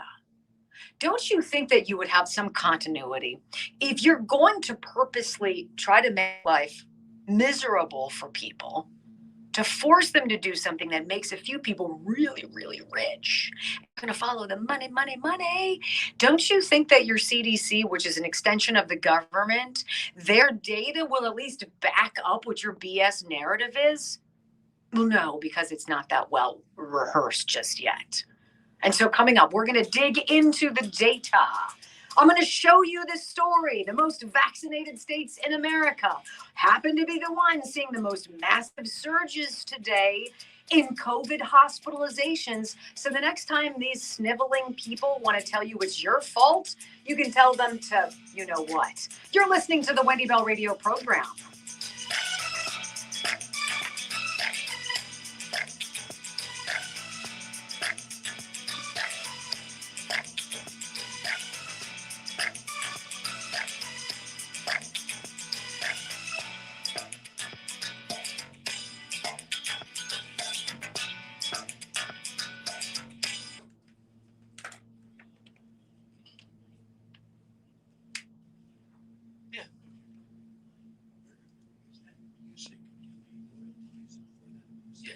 have a service.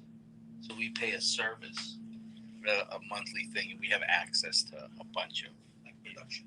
Yeah. members, Yeah. and on Unit on Facebook. Right. That's what a lot of people send me.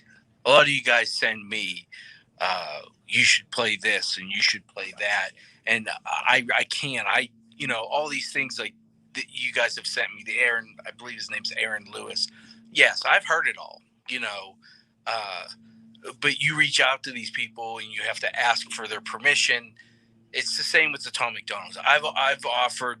I reached out to Tom McDonald, the rapper who raps about, and asked. He had a great video on last night. He dropped one last I night. asked if he wanted to be on the show. I asked if we could use his music. And hearing back from these people, it's a stab in the dark because they normally don't get back to you because they have people. And if you don't get to their people. I'm like a dog with a bone, though. I mean, honestly. You are. I'll get anybody. I'll reach out to anybody. And I don't disagree. I mean, I don't have a problem reaching out to people. It's just a matter of getting to them, getting them to respond. Yeah. Yeah. You have to find the right person.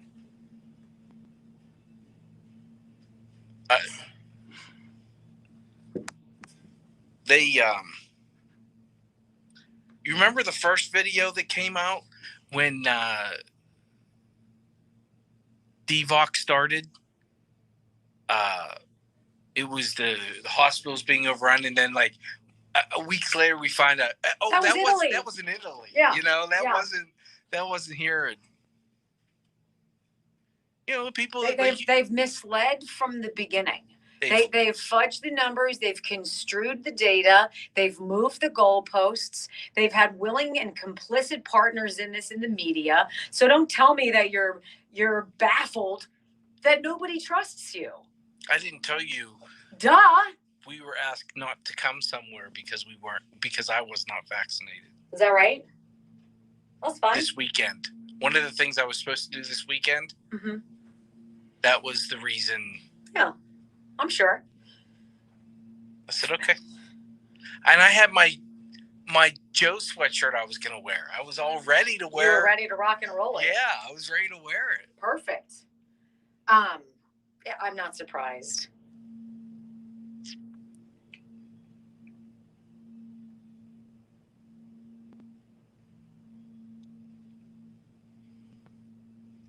So what are we looking at? Are we going to the our favorite person who's connected to everything? No, I'm not. I might actually sit on that and make that a board tomorrow. Okay. Though it's going to be elaborate. Yeah, you can drink my coffee, no problem. Jason is going to drink the coffee he brought for me. Wow.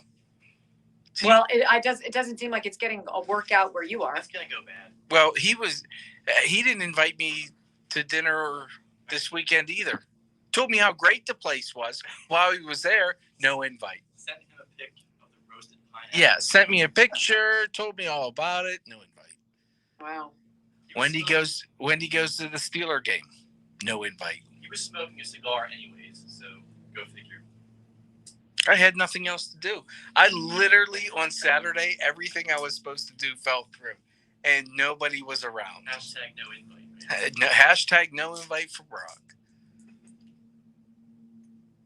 My big day was going to Costco. That's a big day. I Instacart everything. I like to go look. I probably impulse buy more at Costco, which is bad. Don't ever go with my husband. Impulse. Oh my God. My bill is always $150 more. He's like, yes, we need those. And I'm like, nobody needs that. He's like, oh, but it's You know so what I cool. almost I'm bought like, us? no, we don't need that. No. I almost bought some chicken salad. And then I'm like, but we really don't ever eat lunch, And I was just like, oh, this is going to go bad if I get it. Are we upset that I did not bring food this morning? No. No, Dimitri brought. That's true. That was so nice of him to bring bagels. an unnecessary thing. Did he leave us? Did he leave us? Did he leave? I don't know. I hope Oh, not. it's got cream cheese? I should have. Oh, I'm going to be eating one of those.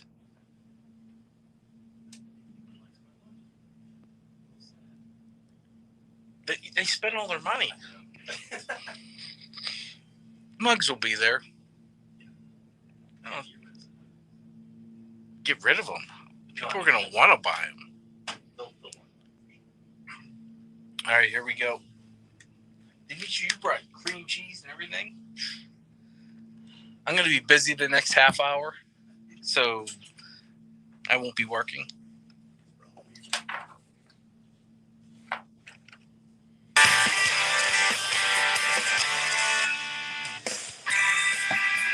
Welcome back, ladies and gentlemen. You're listening to the Wendy Bell Radio program, and I am she. So this is very interesting. I find it intriguing that in the United States of America, if you try to get good, dependable, reliable, I can bank on data, it changes every other day, and it's poor. Literally poor. We have 26,000 people who work at the Centers for Disease Control and Prevention. God knows why you need 26,000. Do you think that perhaps during COVID, 10,000 of those men and women might have been deployed to talk about how the people who died ostensibly from COVID, whose numbers were completely blasted on every newscast, on every ticker, just then, 5 more people have died and blah, blah. Don't you think that the CDC could have deployed some of their people to ensure the information that they were getting from autopsies showed that people were dying because of COVID? Because if you're going to dance around and say, well, kinda, with, maybe, look like, felt like, COVID, now your science is not facts.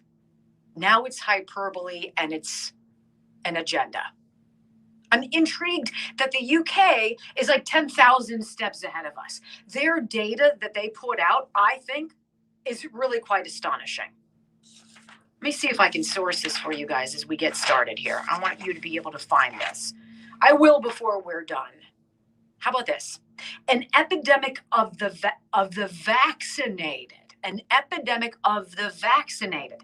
Latest UK data shows rate of infection among vaxxed exceeds unvaxxed in every age group over the age of 30. Now, hang with me on this because I'm going to circle back as Jen Psaki does, and we're going to apply this to here in the United States, to the top 3 or 4 states that have the most vaccinated people, who also happen to have the most people in the hospital right now. How does that work out? I'm sure the Biden administration will blame Trump. All right, so here we go. The latest numbers from the UK reveal the COVID infection rates among the vaccinated now exceed the unvaccinated in every age group over 30. The COVID infection rates among the vaccinated now, well, okay, I already said that. This has clearly become an epidemic of the vaccinated and not the unvaccinated. It's also clearly deteriorating by the week with the spread shifting younger. Now you've got young people, college kids getting tested every single week. My son's tested every single week. What are you going to have? You're going to have more people testing positive. Whether or not they know they have COVID, whether or not they're asymptomatic, they are going to increase those numbers. So you're going to have younger people testing much more highly now. But what we're seeing is more vaccinated people in ages 30 and above testing positive for COVID and needing hospitalization. How about this? Between the ages of 30 and 39, and this is data from the UK, 763 vaccinated testing positive to 738 unvaccinated. Very close. Go into the 40s, 1,282 vaccinated just tested positive, 690 unvaccinated. That's double the number vaccinated people testing positive for COVID versus unvaccinated. 50 to 59, 840 vaccinated COVID tests, 503 unvaxxed, 340 more people in that age group. 60 to 69, 563 versus 333. Now, because we're going to give you the truth, certainly the takeaway there is that the vaccinated are still getting COVID and they're still needing to be hospitalized. But it is true when I tell you from all of the research that I've done that the vaccine greatly improves one's chances of not needing to be hospitalized and not dying. That is true. The data that I found, let me repeat, people who are in the hospital tend to now overwhelmingly be unvaccinated. Those who die, also unvaccinated. But the vaccinated are still at risk. Vaccinated can still spread it. Vaccinated are still the ones who are getting it now in the UK over the age of 30. In some of these age cohorts, 2 to 1 over the unvaccinated. So what are we doing here? Where is that story? If they would just come out and say, look, you still have a chance of getting COVID, even if you get the jab. We hope it doesn't happen to you. But we believe, and our studies show, that your risk of suffering severe disease and dying is much less. You do you. How much more inclined are you to be like, I'm going to investigate that now. Instead, this administration decides to demonize those of you who've not yet acquiesced to their demands. And that brings us to this. Most vaccinated state in America now seeing a massive surge in COVID hospitalizations. So while what I just said to you is correct, in Vermont, ladies and gentlemen, the majority of people sick with COVID in the hospital have been vaccinated. What's going on? Despite the fact that about 88% of its population is now fully vaccinated for COVID-19, Vermont is seeing a massive surge in new hospitalizations for the disease. This is in Natural News. By the way, I went back and I double-checked the facts and the figures you're going to get in this story. They are correct. Reports indicate that a heavy spike like this has not been seen since the peak of the pandemic last winter, proving that the injections are not working to flatten the curve. I think it's clearly frustrating for all of us, lamented Michael Pisak. He's the commissioner of the Vermont Department of Financial Regulation, which monitors virus statistics for the state. Don't really know why the guy who's in charge of financial regulation is also monitoring COVID statistics, but there you go. Right now, the number of hospitalization cases in Vermont is almost at record levels. The state recorded September as its second deadliest month, and October might set a new record. This is all in spite of the fact that almost everybody in Vermont has taken both of the shots recommended to them by Tony Fauci, and many have also gotten their third booster shot as well. Now, if these jabs worked as well as they claimed, Vermont would be the healthiest state in the nation. Instead, Vermont is fast becoming the sickest state in the country. The state recorded the highest rate of hospitalizations per 100,000 residents on September 30th, breaching a record set January 31st of 2020. I'm going to say that's 2021. 8 people reportedly died of COVID in Vermont on September 13th alone, the highest total recorded in the state so far. And they're not the only ones, ladies and gentlemen.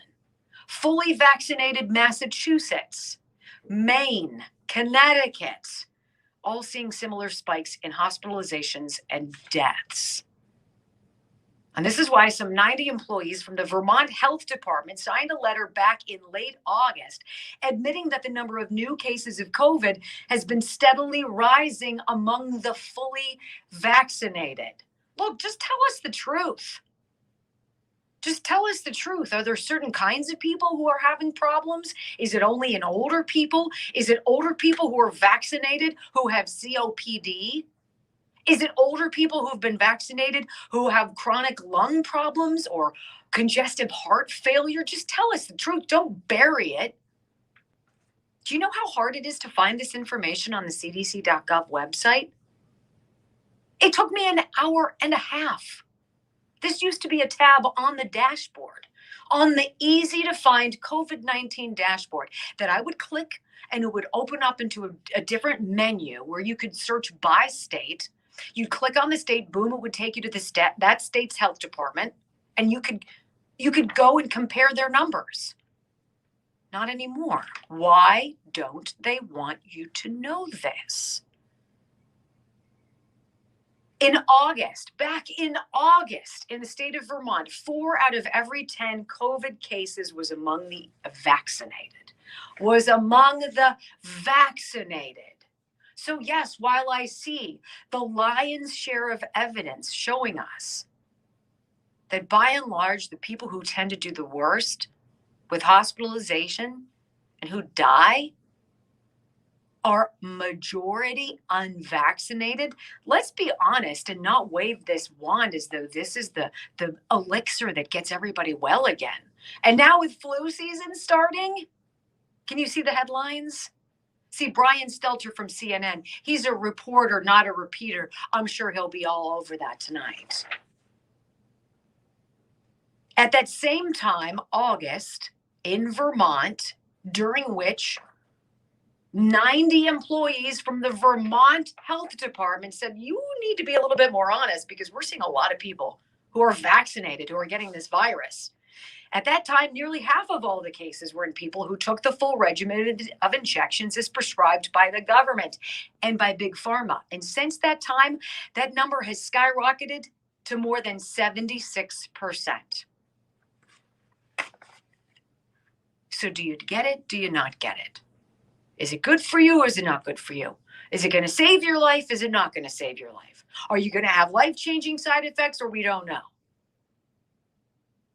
Where are you going to get those answers today? Very few unvaccinated people in Vermont are testing positive and getting sick. In other words, the vast majority of all new sicknesses and deaths that are occurring in people who obeyed Fauci and other politicians and took the jabs. Now, of course, Natural News is going to be a right-leaning publication, but the data are the data. I can also tell you this: 0 deaths among kids, 0 deaths under the age of 29, 0. Why is that significant? People like Gavin Newsom need to hear this. 0 deaths, Gavin. And among the 400 or so deaths under the age of 18 in the United States, how many of those children have terrible comorbidities? How many of those kids have life-changing cancers? How many of them have autoimmune disorders? And why doesn't the CDC give you the honest-to-God answer about that stuff? Because the more honest they are with you, the more likely you are to make a decision that doesn't involve herd mentality. Let's get away from the broad brush. This is the right thing for you. You must have this. The reality is there are some fine strokes, and you need to know all of the colors on the palette before you decide what is best for you. That's a fact. Dr. Richard Rafferty is a man Brock and I both enjoy very much, just personally, of course, because he's super and he's a patriot. But I love people who have a skill that changes people's lives for the better. And that is what he does at the Disc Institute of Pittsburgh, rather. Website is pittsburghdiscinstitute.com. What he does is this procedure for people who have bulging, herniated, or degenerative discs in their back or their neck, who've been told that spinal surgery is the only answer, or a lifetime of those epidural shots in the spine. Awful. 98% successful, that non-surgical procedure called intradisc neutrosis is. Are you a candidate? Well, I can tell you it'll cost you nothing to find out. All you have to do is call 412-906-9600. Make your appointment. Tell him Wendy Bell Radio sent you. He'll love to sit down with you, and who knows, maybe even change your life. PittsburghDiscInstitute.com. All right, when we come back, a little bit more of these numbers and a little bit more of why this administration doesn't want you to know about them. What? Knowledge is power, and they know that. Coming up next on the Wendy Bell Radio program.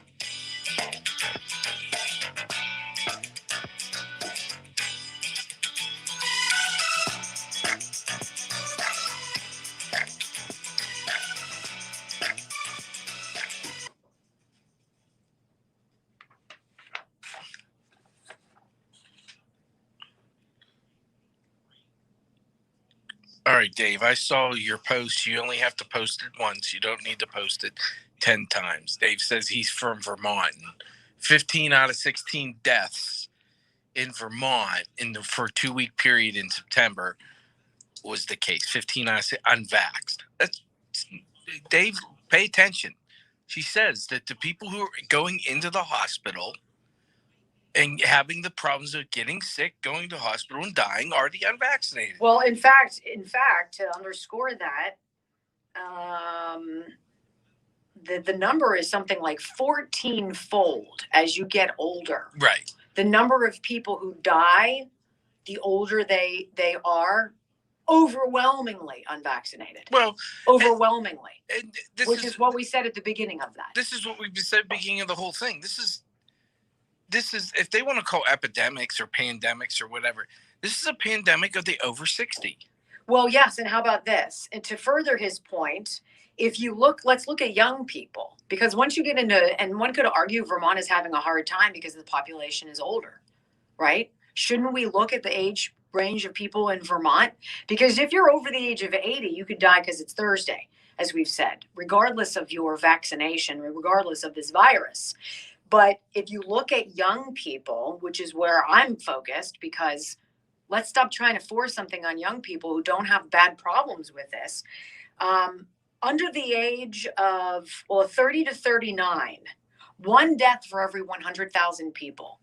One death for every 100,000 people versus 0.2 who are vaccinated. So that's a 5-fold increase. I mean, the number is negligible, but still, it's a 5-fold increase. I stand corrected. Dave said that 15 out of 16 COVID deaths in Vermont were fully vaxxed. I don't think so. Well, I don't know. I'm just saying here that you're more likely when you Right. look at the numbers, if you're unvaccinated, you are more likely to die than the vaccinated. right. It's just it's the way it is. I don't know. I mean, and there's so many things that go into that, right? Like, I don't know the age demographics of Vermont. Yeah, there's so many reasons. Well, that's what I just said. Yeah, And there's by so the way, this particular is about hospitalizations. This is not about deaths. This is hospitalizations. And it's beyond that too. All right. I think the overarching theme is just tell us the truth. Wouldn't that be something fabulous? Yeah, wouldn't it? Here we go.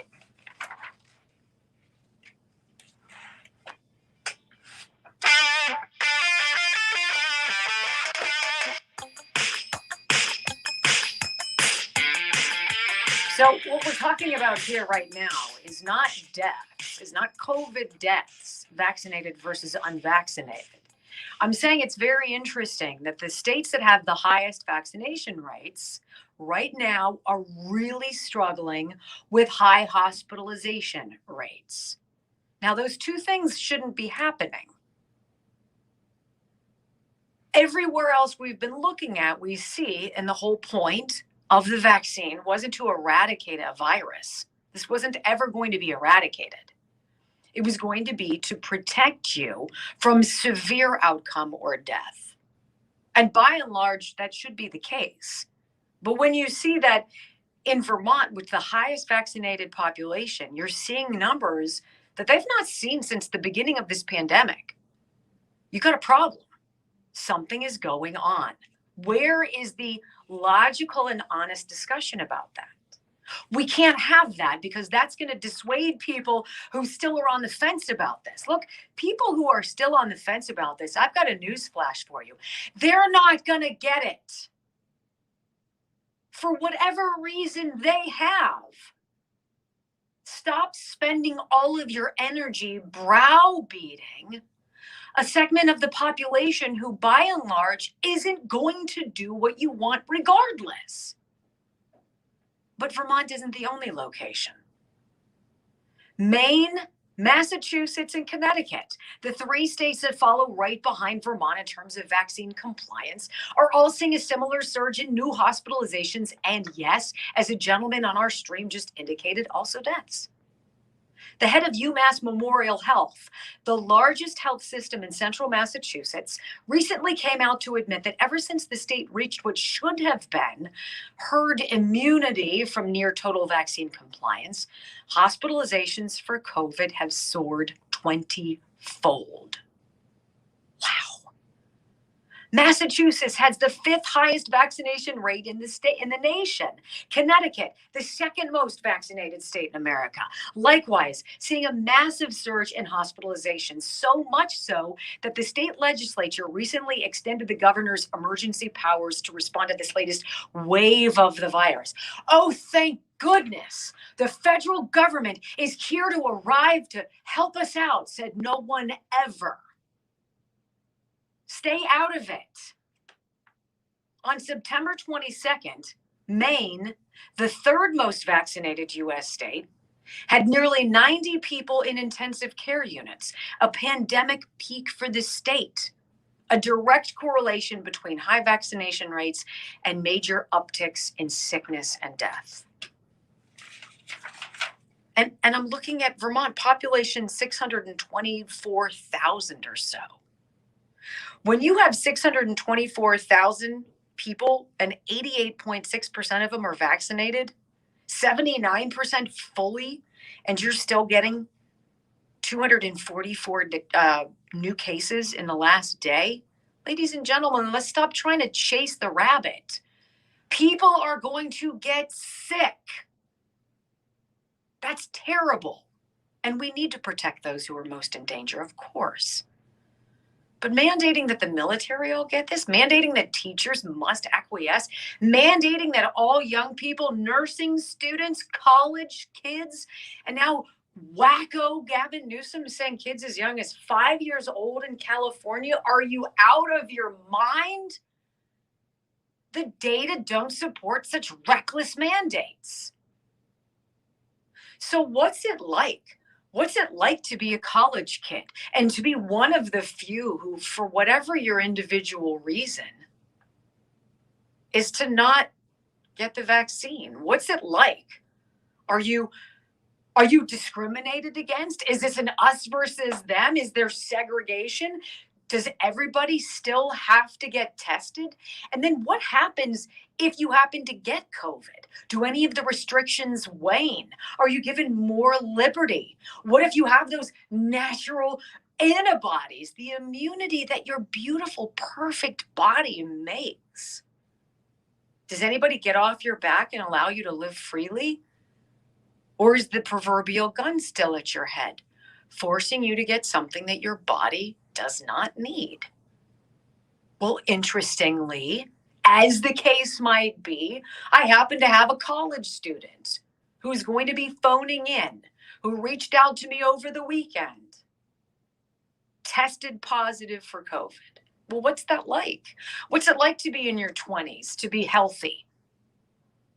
Remember, these were the Petri dishes. These are the people who, like young kids, are going to spread it all over the place because they don't get terribly sick. Well, what's it like?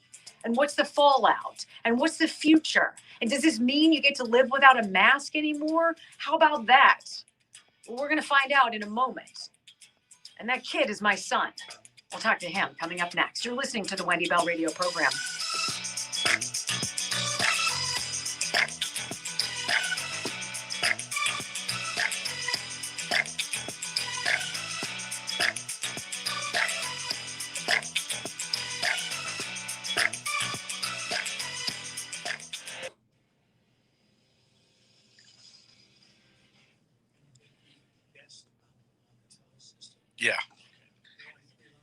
Yes. 4 if you can count the hotline, but yeah, we don't really use the hotline. There's a process to use it. So, is he calling? Is he awake? Yes.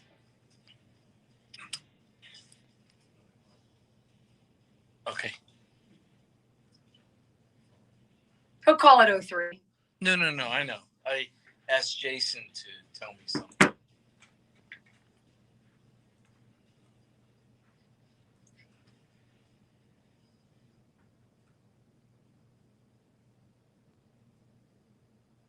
You know, and this is which is so intriguing. So you have almost 90% of your population, at least one dose. So they have some protection. 17 new deaths in the last 14 days. But you can't say that that's because of the vaccine.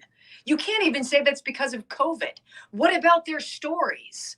What did they have? What kind of comorbidities? How old were they? Did one of them get killed in a car accident and happen to test positive for COVID? These are the things they're not going to tell you. So you can't anymore. I can't stand here and say vaccines are killing people in Vermont any more than they can say, if you don't get it, you're going to die. Let's just be honest. Well, I think this is what you were talking about before. Since they've lied from the beginning, and then when they go and change the numbers and say these are a better indication of the numbers, but they don't us, tell you. But follow the science. Right. So if you cut it by 10%, what makes me think you're not just lying about the 10%? I mean, I'm naturally skeptical of the government. Sadly, we're skeptical of everyone. Yeah. I mean, who are you going to believe? Are you going to believe your doctor? Are you going to believe your doctor who you have believed in the past, but who, unbeknownst to you, has been pressured by the American Medical Association because they're being pressured by the government? That's gross. You know, are you going to believe what? Who are you going to believe? The government? Certainly not. That's a sassy top, by the way. Oh, thank you. It's cold in here. It is really. I heard not really, and I know what you said.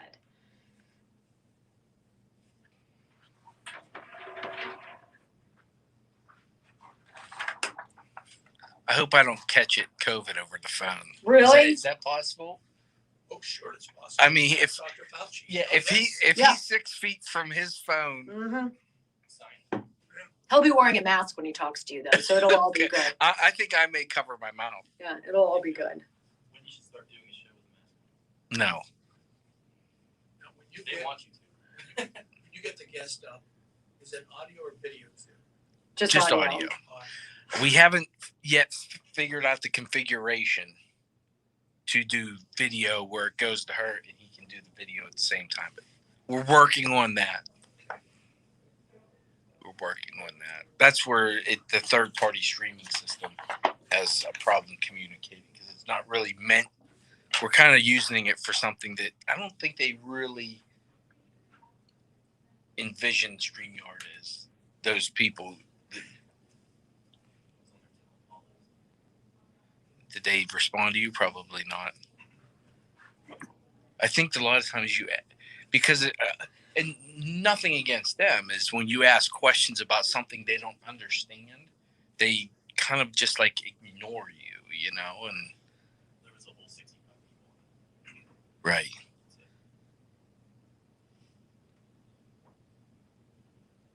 All right, let's see if he phones promptly. Oh, look at that. Wait a second. Oh, Boom. That's my boy. It's called Pick Up the Phone. Wendy Bell Radio. Are you wearing a mask? I don't want to get it. I can't take the chance. If I'm here, if I'm not here, your mother falls apart. So, Wow. I am the glue. I am the glue. Hold on. Your son gets it. How important I am. The essential cog in said wheel. I do not deny that you probably are more essential than I am. So let's just make sure we establish that. I'm not, because I don't have a shirt that says I'm essential. I do have that. Yes. I do have that. I also have one with a bad picture of me, but it actually is a true I likeness have one of those. me. Too. I think you should support what I do more rigorously.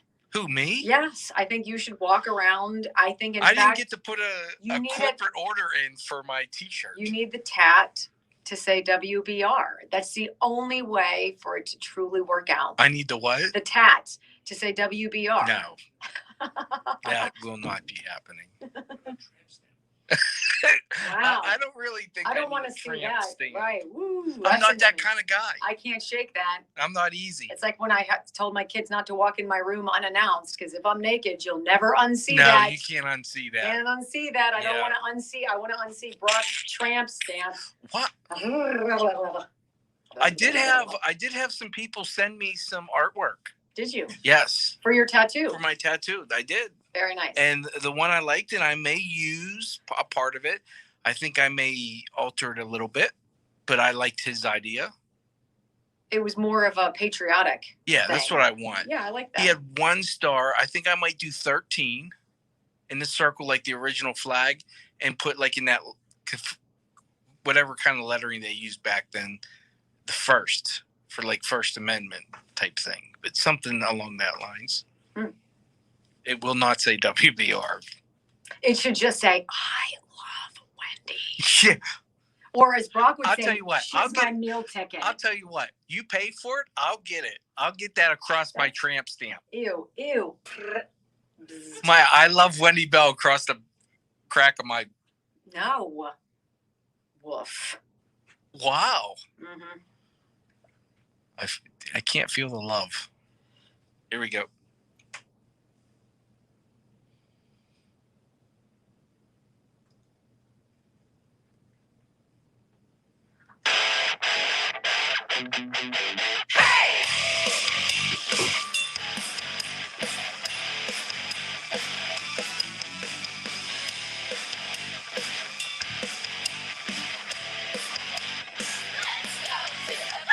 Welcome back, everybody, to the Wendy Bell Radio program. We have listeners in all 50 states and 3 foreign countries. We love it when you're along for the ride. Thank you, thank you, thank you every day. You know, this discussion right now is unusual. We talk in these broad generalities, is like these people don't exist. You know, kids, all kids need to get vaccinated. College kids, they all, seniors. I wonder, what's it like to be a college student right now when, even if you're living in a relatively conservative environment, i.e. South Carolina, what's it like with COVID now? What are the restrictions and what's it like when you test positive? So I figured, what the heck? I'm going to bring in one of my favorite men. This is my son, Michael. Hello, sir. How are you? Good morning. Yeah, I'm doing well. Good morning. How are you guys? We're okay. You sound like you're a little stuffy. Is that the COVID speaking there, or are you just waking up? That's what I've been told is the COVID, but I think it's just me waking up, honestly. Right. So tell everybody. So you're at Clemson University, and by and large, the school has been pretty cool with COVID up until recently. Tell them a little bit about some of the restrictions or the requirements regarding your access to buildings and what you have to do, whether you're vaccinated or not, Michael. Yeah, so for most on-campus buildings, whether they be dorms, office buildings, or like just classroom buildings, stuff like that, for any building that you have to scan into with your ID, in order for your ID to be eligible, you need to get tested once every 7 days, vaccinated or unvaccinated, which isn't like too much of a hassle, but it's just you have to like walk somewhere on the campus, spit in a tube once a week, and then that keeps your student ID eligible to like access the many different activities and buildings on Clemson's campus. Great. And how many people do you think, if you had a guesstimate, how many students, what's the proportion of most vaccinated, 50-50? What do you think? If I had to guess, I'd probably say it's probably on the under end of 50-50. So that fewer are vaccinated than vaccinated? Yeah. Okay. If I had to guess. Got it.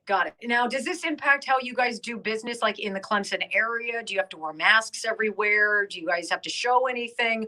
Or is it pretty flex right now? It's been pretty flexible and relaxed since I've been here, but originally when we came, they say that there's a mask mandate. Like when we got here, they said that you needed to wear masks and stuff when you went into schoolrooms or school buildings or gyms or restaurants, whatever. But being in South Carolina as compared to Pennsylvania, it's much more like lenient. So like you'll see the signs on the front of doors, but when you walk into the store, you won't actually see that many masks. Right.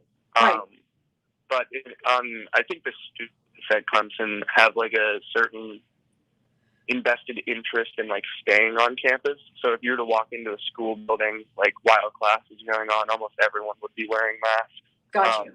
So it's people realize that like if we want to stay on campus as opposed to on our computers, we should wear masks. But it's also like not shoved in your face to the point where if you don't wear one, you're going to get dirty looks. Right. Now, are people afraid of COVID there? Do you find that the people your age are okay? Not at all?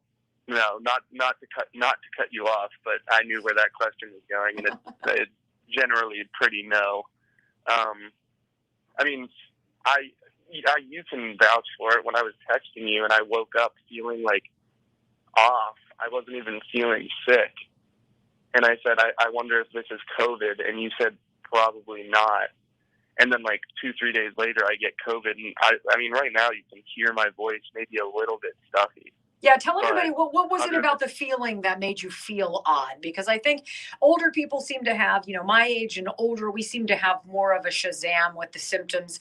I think a lot of people your age can walk around and not really know that they have it.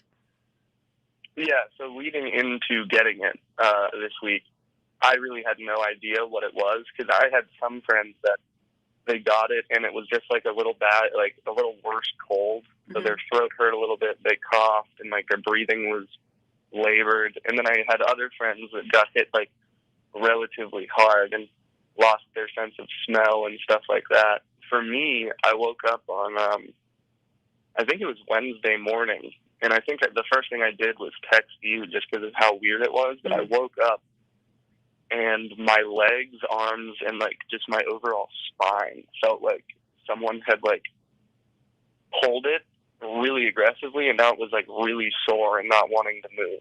Got it. So I woke up and like my legs were stiff, my back felt really creaky, and my arms felt weak.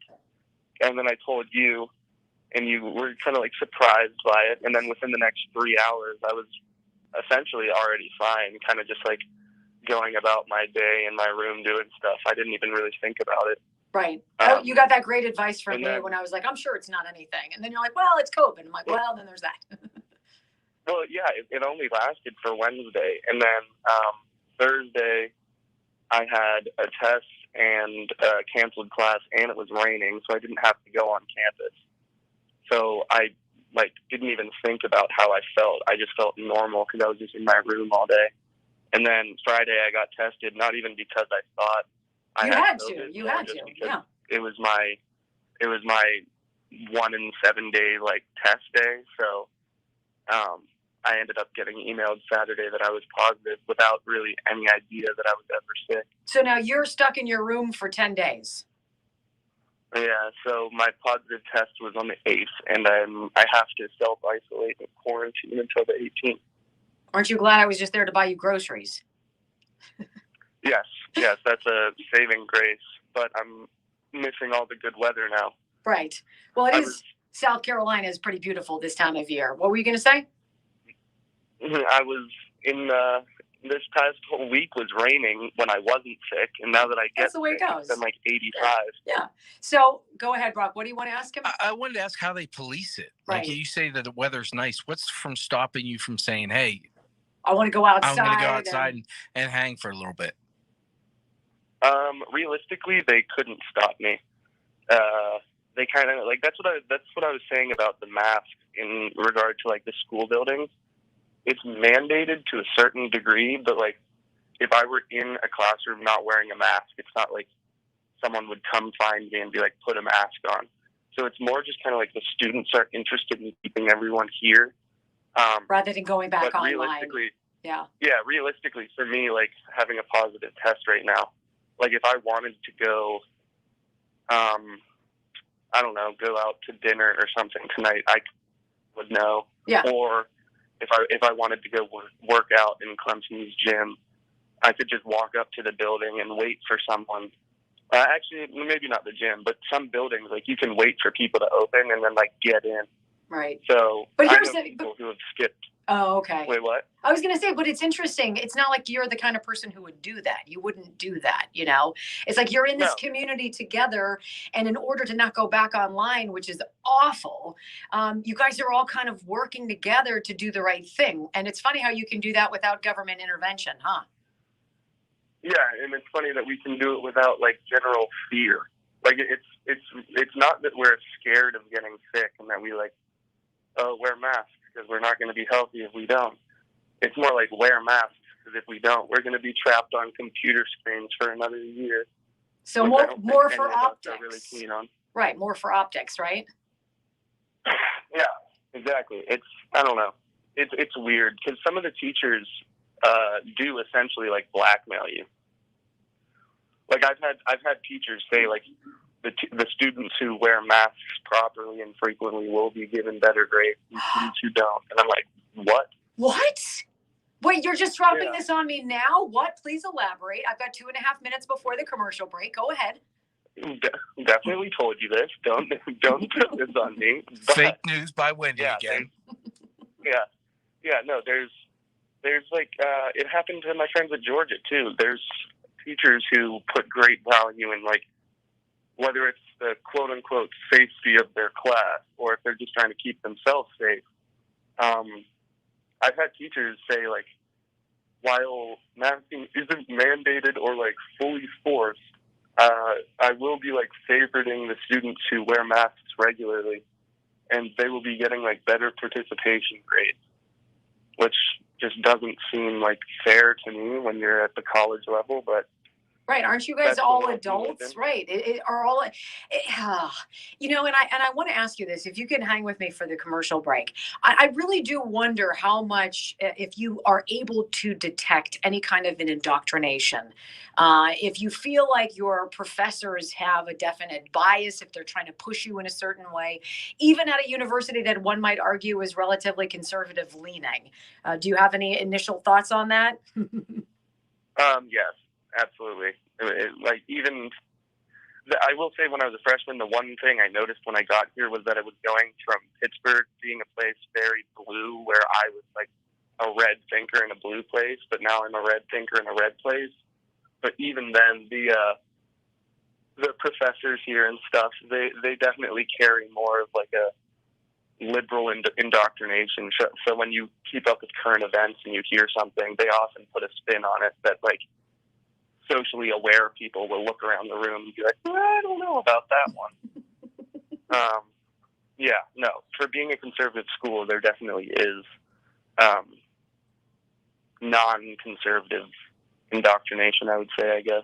Well, I want you to hang tight with me, Michael. I want to explore that a little bit with you. And I think it's important, you know, ladies and gentlemen, as we were just illustrating in one of the most vaccinated states, talking about Vermont, 0 deaths under the age of 30. I mean, 0 deaths in Pennsylvania when you look at people who don't have comorbidities. I mean, the push to force young people to do something that we can easily and factually, data-driven, scientifically say is unnecessary to do. All under the auspices, though, for herd mentality. That's where we are. And that's why the BS board says that today. So, Michael, hang tight. I'm delighted to have you here for the next segment for me. You know, before I step aside for this commercial break, I want to thank my friend Bruce Freshwater from Sierra Experts. You know, think about websites and the ones that you frequent the most. They're the ones that function the easiest. They have the things that you're looking for. Shipping is fast and or free. Returns are simple. It all works in concert. If you're a business owner and your website doesn't function that way for your customers, you're losing out on precious sales, and you need the right team on your side. That team is called Sierra Experts. Started by Bruce. He is a veteran right here in the Pittsburgh area. They do business across America as a managed service provider. They can set up your network, they can secure it, they can manage it, and so much more. And if you call Bruce, he'll give you an estimate. He'll look at your website and tell you what he thinks you could do to make it better for you. He's dynamite. You're going to love his team at Sierra Experts. Call them today, 412-379-8333, 412-379-8333. Check them out. Read their testimonials at sierraexperts.com. It's unusual that I can have my son on the phone with me here to talk about not only what it's like to be COVID as a 21-year-old. How bad is it? He says, not that bad. And that's a relief, obviously, to this mother's ears. But what's really going on college campuses, especially when you're not on one that's blue? It's still happening, ladies and gentlemen, and there's no place for it. We'll talk about that next on the Wendy Bell Radio program.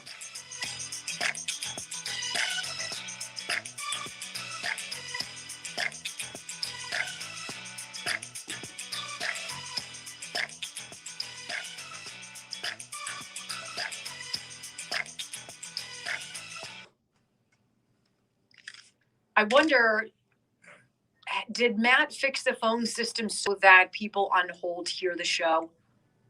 I believe he did. I'll have to ask Michael at the end. All I know is I could have used that. If you wear a mask, you get a better grade when I was in college. Right? I've been all over that. Isn't that I've that actually wild? probably worn two. Isn't that wild though? As I look, right? This is where we are. It's such a Your son buried the lead. Yeah, I know, right? That's what I was saying. I'm like, well, let's start with the big stuff first. And he says that he's told me that, and I don't recall that. So if he has, shame on me. I'm usually wrong, so I'll just take. I'm going to take Michael's word. I'll just And take one you for know, the team. normally I wouldn't take a 21-year-old's word, but yeah, He's pretty believable. I'm going to He's take pretty Michael's solid. word on this. Yeah. I'm not seeing any comments, which is interesting. They're there. They are? Yeah. Okay. So you have to access the comments on a separate phone. She's watching the Facebook feed to see comments. Yeah, I like to see what She people doesn't are have doing. StreamYard in front of her.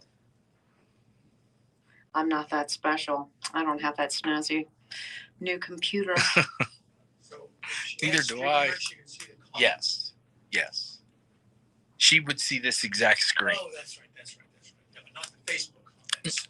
Well, So there would be Facebook. there are all our comments. Yeah. So I can see the Facebook comments. I can see the comments from the. She doesn't have a laptop. Yes. That's fine. Okay. Yes. Yeah, she's over here going, it's because I don't have a computer. You know, I find it very interesting too that not only does Facebook shadow ban us, you don't get 10,000 reactions to a photograph or 12,000 reactions to a photograph and have your likes go up by 2 over the weekend. Right. I mean, it's just totally preposterous, and it's so unfortunate that they just can't be honest. Have you ever done their when they try to sell you a boost the views? You ever see the Yes. the data? Yes. I mean, it's a joke. Yeah. Because you see the main thing, and then when you hit boost to see more data, more information, it doesn't match the data in the front. Right. Shares don't match. Well, it's like the CDC doesn't match anything that any of the state health departments are putting out. And so I try to get facts, but I'm like, I hope these are right because. Can I ask you to ask him, does his card not work anywhere? Oh. Do you remember when I said that to you? No. That I was trying to get into the library to go to the bathroom? You never told me that. I did it on the air. So unless you Well, I'm kind of evaporated. busy. Oh, I here mean, we I go. get that Here we go. I don't have anything else going on. This is the male way. I Yeah, live with them. right. I know how it works. Social crediting. Mm-hmm.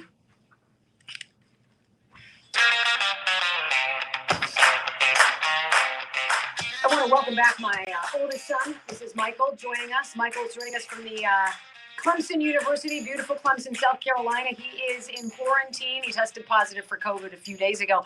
Brock was looking for some edification regarding your ID. And it's interesting, Michael, I didn't realize this until Dad and I came to visit you a couple weekends ago or last weekend, that in order for you guys to get into any building on campus, you have to have your ID. And that ID is connected to your test results on whether or not you have COVID, yes? Yes.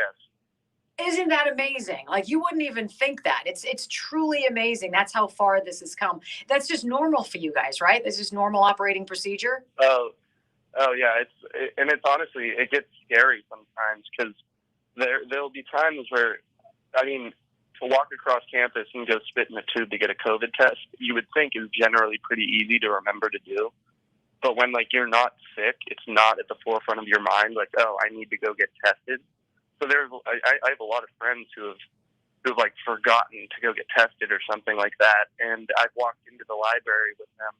And to walk into the library, you have to scan your ID and it'll give you a green light, and then you can walk through and get in.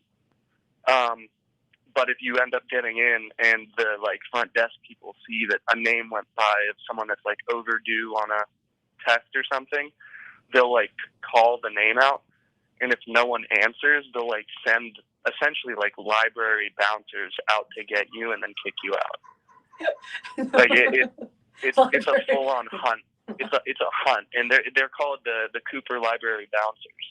Oh like, my gosh! If you walk in and you hear them say your name, like you'll walk in and you'll hear a name like Alex something, and then you'll see some kid like realize it was him, and he'll like scurry to the left and try and get away. Oh my heavens! Do they have shirts that say staff on them? Right. They have, I don't even know what it says, but they have like a black collared shirt on. It's literally like the bouncers for the library. Right. That's unbelievable. Tell everybody what happened when you weren't taking it seriously. He got emails that said, "Hey, this is our policy. We have to test," and you weren't paying attention per se. Tell them what happened to you. This is crazy. Yeah, so I knew what the protocol was generally to go back to Clemson, or like to be on campus at Clemson, but I guess I kind of overestimated the difference between Pennsylvania and South Carolina. So when I went to Clemson and I finally like moved back after being gone for so long, I did very little to keep up with like all the COVID mandates and stuff. And so the first like 3 weeks I was here, like I said earlier, you're supposed to get a test every 7 days. I just did not, because I wasn't thinking about it. I wasn't sick, and I really didn't care to make COVID like a big part of my life now that I'm back at school. Mm-hmm. So like 3 weeks went by of me not getting tested, and then I got home from class one day and I saw an email like, you missed a Zoom meeting with an ethical standards board, and I was like, what? And so I looked into it, and turns out I got summoned to like a Clemson ethical standards, like I guess it's a committee of some nature. Like a case study or something. So they assigned me, it felt like court. They assigned me a case number, and they were like, you're going to have a representative reach out to you, and you'll have to like call them and set up a Zoom meeting and do this and that. And I've got 2 minutes. So Tell everybody what happened with this, because it's wild. She was kind of like was pushing it in my face, like, why aren't you vaccinated? Why haven't you been getting tested? And I didn't lie. I was kind of just like, I didn't put it at the forefront of my mind, and I wasn't thinking about it. And so they ended up putting me on what I can only compare to Clemson AA. They were like, you have to take a Tiger accountability class so that it better illustrates Clemson like requirements, South Carolina law, and U.S. federal law. So I had to take like a 20-day Tiger accountability like punishment class because I didn't get tested.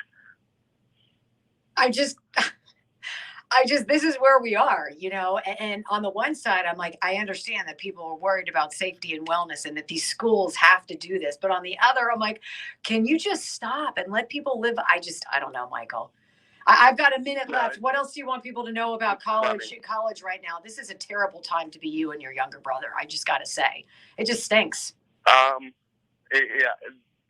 There's really not much to say other than like, let us live our lives. Stop dictating to us what we need to do and how we need to think. That's all. It's easy to feel like you're just bossed around on a college campus. Like when you get called by some random ethical standards board and they berate you about not getting tested and make you feel worse about like what you're doing. That's not your job. I agree. And you miss your mom. I know you do. You won't say it, but you do.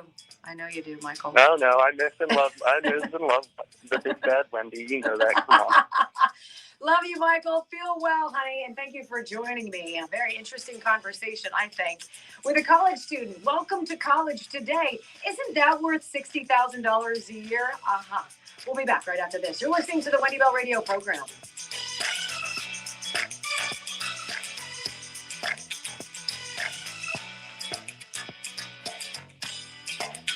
Isn't that bonkers?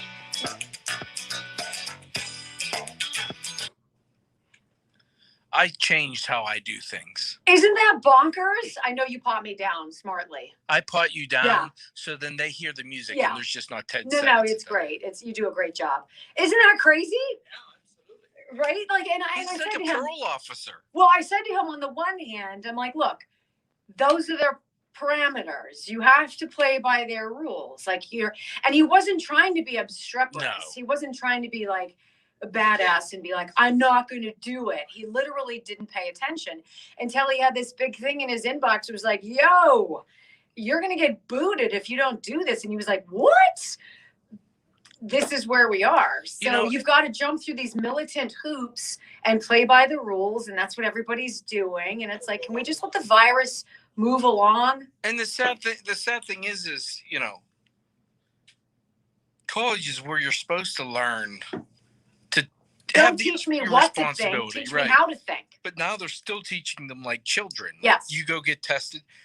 I would be like, okay, you know what? We're not going to put him in front of some ethical review board because there's no ethics involved in that. Shut his card off. If that's how you want to roll. The woman who was on his Zoom in the AA, basically the Clemson AA meeting, was from Boston. And he's like, she's barking at me from Boston, literally berating me for not being vaccinated. Why aren't you vaccinated? Don't you understand about vaccines? And I'm like, whoa, lady, that's not your job. That's not your job. That's not my job. I'm like, my son is an adult. He's making his own He decision. makes his own mind up. His mom isn't coming home saying, don't you dare get that vaccine.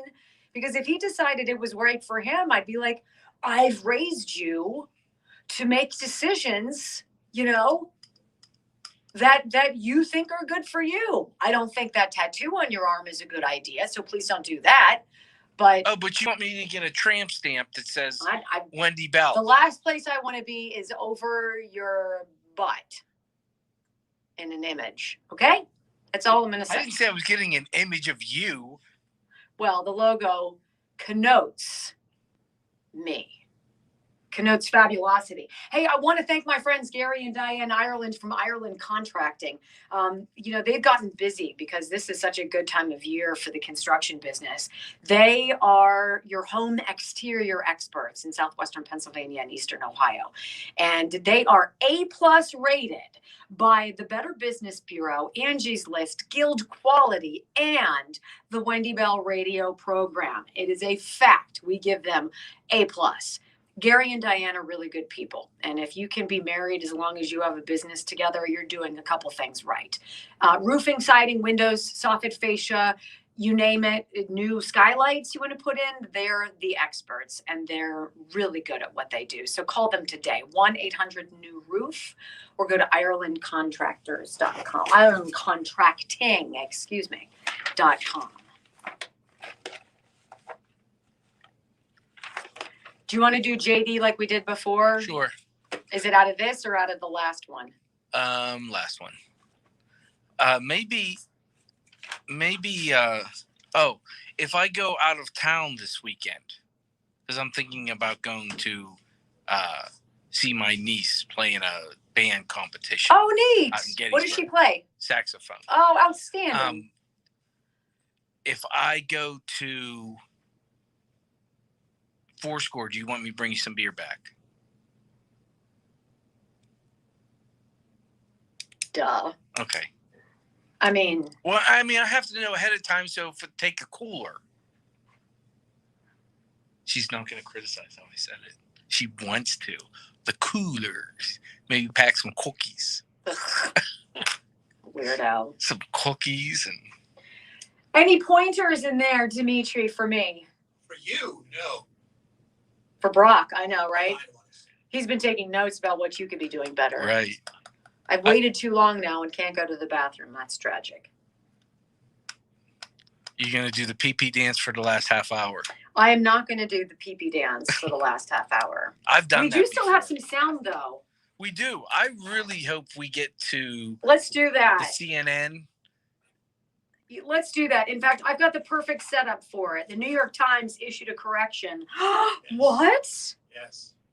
So you want to do 7 Yes, I just think that's too fabulous. So fabulous. Yes, I mean, talk about just losing in the sense of Halloween. They're out of their gourd, like. Yes. And even though Dr. Fauci has okayed Halloween, I still have not been invited for Halloween. Oh my God! Just Shut throwing up! Just throwing it out there. I walked by and said, "Should I get the king size candy bars?" Kate's like, "We should probably get them." I'm like, I don't know. The invite hasn't been extended, so therefore, I don't know when couch must not be Halloween moved. is. Yes, you can always come over. The couch must not be moved yet. And Ryan said that yesterday. He's like, it's because Kate likes Halloween. And I was like, I know. He's like, she's really cute when she dresses up. I know. Guess who doesn't? Guess who doesn't dress up for Halloween? Wendy? Yes. I go as a drunk. He wanted to buy all of these stupid decorations. I'm like, I'm not buying Halloween decorations.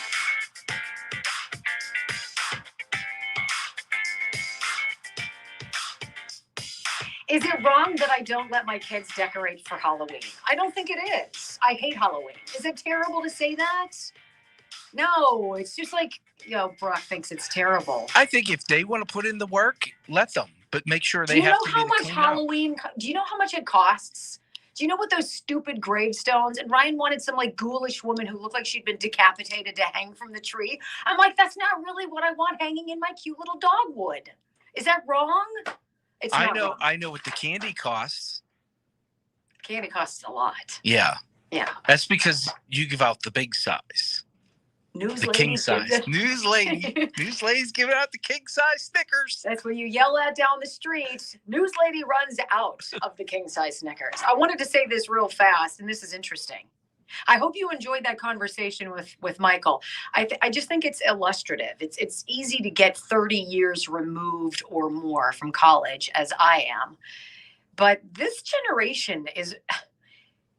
this generation of, say, 19, 20, 21, 22-year-olds who've been repeatedly hosed by a virus that we know leaves them relatively unscathed. What this administration and the CDC and doctors have allowed to happen, I think, to this generation is reprehensible. This is this just in. And this very rarely happens. New York Times issues correction after kids' COVID numbers are overreported. Get out. It wasn't just like a decimal point mishap. It was much more egregious. And this is from our friends at Newsmax. The New York Times has issued a correction after an article incorrectly reported that far more children were hospitalized with COVID-19 than recorded data shows. And major changes have been made to an article about vaccinations for children. See, here's the problem. Whether the error was just because they're terrible at what they do, or it was an honest mistake, I guarantee you that it didn't get the play in the correction that it did when it was breathlessly reported, because nothing is more salacious when trying to present herd mentality than trying to give you numbers that are scary about kids. In the original article, A New Vaccine Strategy for Children, Just One Dose for Now, that was the title of the article, written by science and health reporter Apurva Mandavili, it was stated that, quote, nearly 900,000 children have been hospitalized since the pandemic began. Now, anybody with a functioning cerebral cortex would tell you that 900,000 hospitalizations is a lot. There's a couple extra zeros there at a minimum. But thank goodness their fact checkers didn't catch it, nor did their dizzying array of all the people that Brian Stelter from CNN says work nonstop to help the real reporters cover the news. Well, this one slipped through the cracks. The corrected version states that more than 63,000 children were hospitalized with COVID-19 from August 20th to October 2021. Well, that's a little different because 900,000 is 14 times more than 63,000. Oops. The article also incorrectly described actions that regulators in Sweden and Denmark took. In fact, there was really nothing about the article that was factual at all. An earlier version of this article incorrectly described actions taken by regulators in Sweden and Denmark, the Times said in its correction. They've halted use of the Moderna vaccine in children. They've not begun offering single doses. The article also misstated the number of hospitalizations, blah, blah, blah. Now, there are 74 million people in this country, ladies and gentlemen, under the age of 18. 74.2 million 18 and under, or 17 and under. When you look at 63,000 hospitalizations and you don't tell us why those kids were hospitalized, did they get hospitalized because they were playing high school football and they had a concussion and went to the hospital, and because of hospital protocol they got tested for COVID and unbeknownst to them tested positive? They were in the hospital, so they're a COVID hospitalization, because you know that's what's happening. Were they hospitalized because of COVID? They woke up like my son Michael and they said, oh my goodness, I don't feel right. Now, he wouldn't have known he was COVID positive unless it was something that was necessary on campus to test. But they don't tell you what the parameters are of those numbers. But if we look at that, total hospitalizations for the entire, let's assume that every single person under the age of 18, all 74.2 million, were COVID positive. If 63,000 of them were hospitalized, that's 0.08%. A far fewer number have tested positive for COVID. So you know that the number is infinitesimal, percentage-wise, who went to the hospital. Furthermore, you know the number is negligible at best in terms of poor outcomes with children. But thank goodness, after the correction of the New York Times here on this article, it was also interesting. They put a little thing that said the reporter who made these errors is the 2019 winner of the Victor Cohn Prize for Excellence in Medical Science Reporting. Well, then everybody else is screwed. There you go. You can believe absolutely nothing. So, in order for us to further illustrate why Americans don't believe the media, why so many Republicans, we know it's single digits, 7% of Republicans polled by Gallup last weekend said that they actually have quite a bit of confidence in the news. A dearth, it is to be expected. Majority of Democrats say, no, I believe it all. It's great. It's perfect. Numbers in the 60s. It's in the 30s for the independents, ladies and gentlemen. They don't trust him anymore. I wonder why. I want you guys to listen to this audio soundbite. This is why I have a shirt on the Wendy Bell Radio Network app that says triggered. Because the cat you're about to hear, I want to make sure I get it. His name is David Zurawik. He's a professor of media studies at Groucher College. Never heard of Groucher.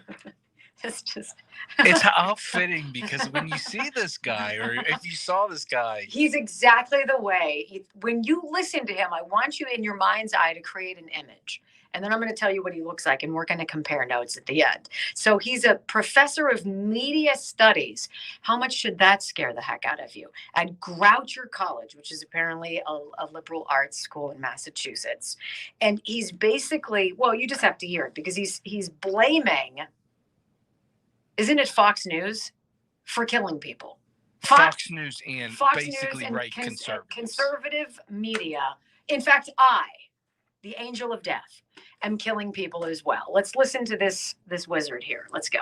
David, are prolonging the pandemic by being so aggressively, deeply skeptical, oppositional. Look at that. The authoritarianism of vaccine mandates. The tone every single day is to be anti-Biden on these things. Brian, it's like it's not real to them. It's like it's a game. I mean, they're playing for viewership, okay? they've got a core that'll listen to this and that wants to hear this, apparently, and that they're reinforcing. But how do you live with yourself when you know what you're doing as in the media can cause death for people? How do you live with you? I don't understand that. With the science that we have out there, and with all the videos and all the personal tragedies we've witnessed of people dying, you can go and do anti-vax stuff on television. It's not a game. You walk out of the street, you're part of the community. You're part of this country. You're part of the global community, and you're contributing to killing people. Wow. And then there's that. So this gentleman, David Zrawik, a professor of media studies, he's teaching media studies to ostensibly the next generation of journalists. And he's going to say that Fox News and other conservative broadcasting outlets are killing people, that it's a game. Have you ever really felt like that? Do we mock this? Is this something that's funny or entertaining? Or do we strive to the best of our ability to give you data that we check, that we double check? There's no game involved, sir. And the only reason that you're a professor of media studies is because you couldn't cut it as a journalist. So you've got that monkey on your back right there. But to say that it's playing for viewership, that's what media is. It's about how many subscriptions you sell, how many clicks you get, how many people tune in, what are your ratings, because that's advertising, which is why CNN and so many other media outlets are hemorrhaging right now. That's what they're putting out there. And this is the first time CNN has said it. Don Lemon has said it. Chris Cuomo has said it. Right. This isn't a first for them to say this. We're killing people. They're over and over and over again on every different show. They've said it. So here's the difference between what I believe is left-wing media versus we here on the right. I'm not going to tell you how to think. I'm not going to tell you what to think. I don't want you to want me to tell you how or what to think. I want to give you sources so you decide how you want to think. To the left, it is one way. It's cut or dry. It's done. End of story.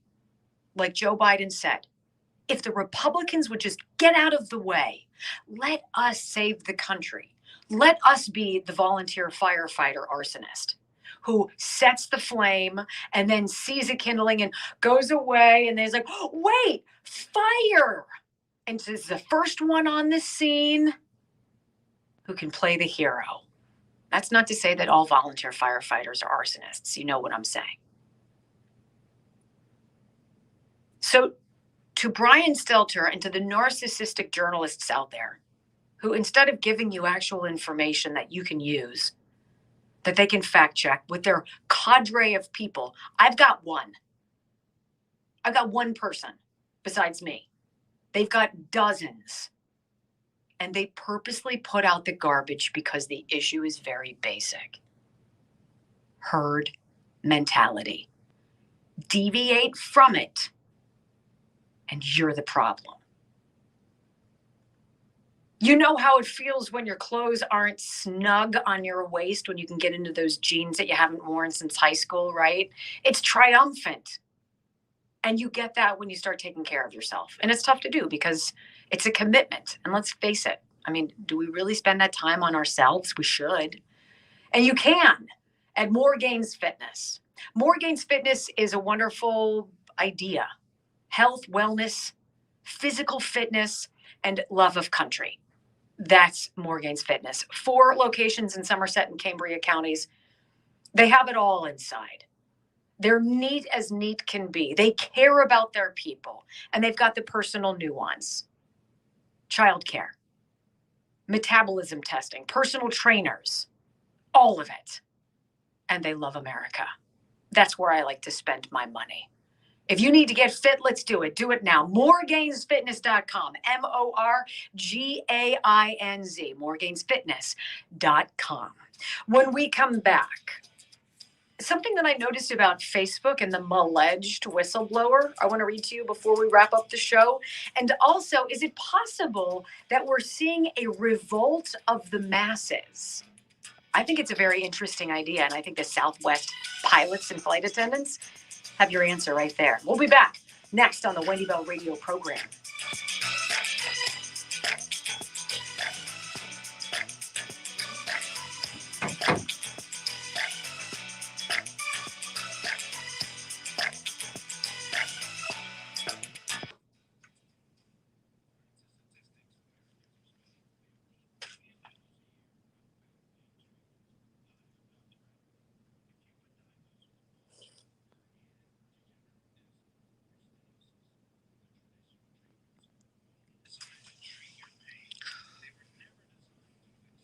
So did we ever put him allegedly shirt up? Nope. I guess allegedly will come out later.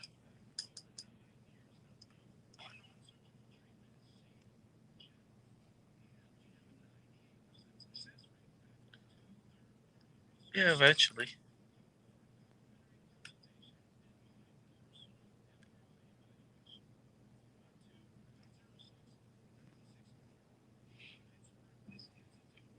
I thought it was nice of Fauci to let us have Halloween. He's still not sure about Thanksgiving. Yeah, or Christmas. He doesn't want to. He doesn't want to predict Thanksgiving or Christmas. Which, yeah, you need to add dog apparel. We can only put on. I appreciate the enthusiasm, but we can only add so much. You know. I was thinking, I was thinking golf balls because now I can get my wife to go buy me some golf balls. One thing for your dog, Wendy Bell Radio. It might be a big hit. Seriously, and that's not. All right, what do you guys want if you were to order something for a dog? A scarf? No. Maybe a collar. Wendy Bell.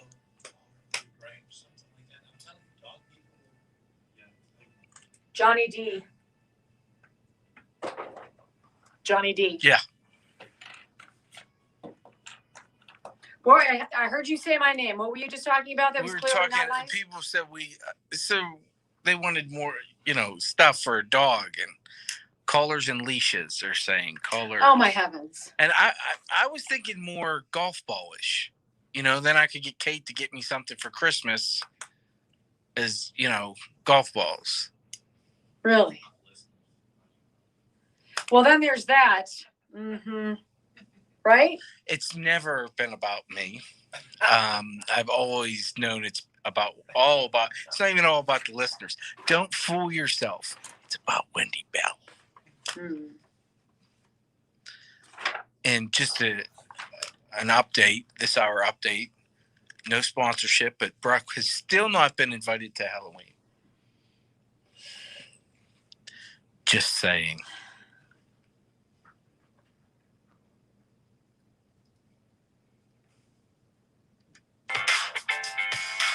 Welcome back, everybody. John D'Onofrio is the lawyer I trust with some of life's most delicate and personal matters, like passing your wealth on to the people you love after you're gone.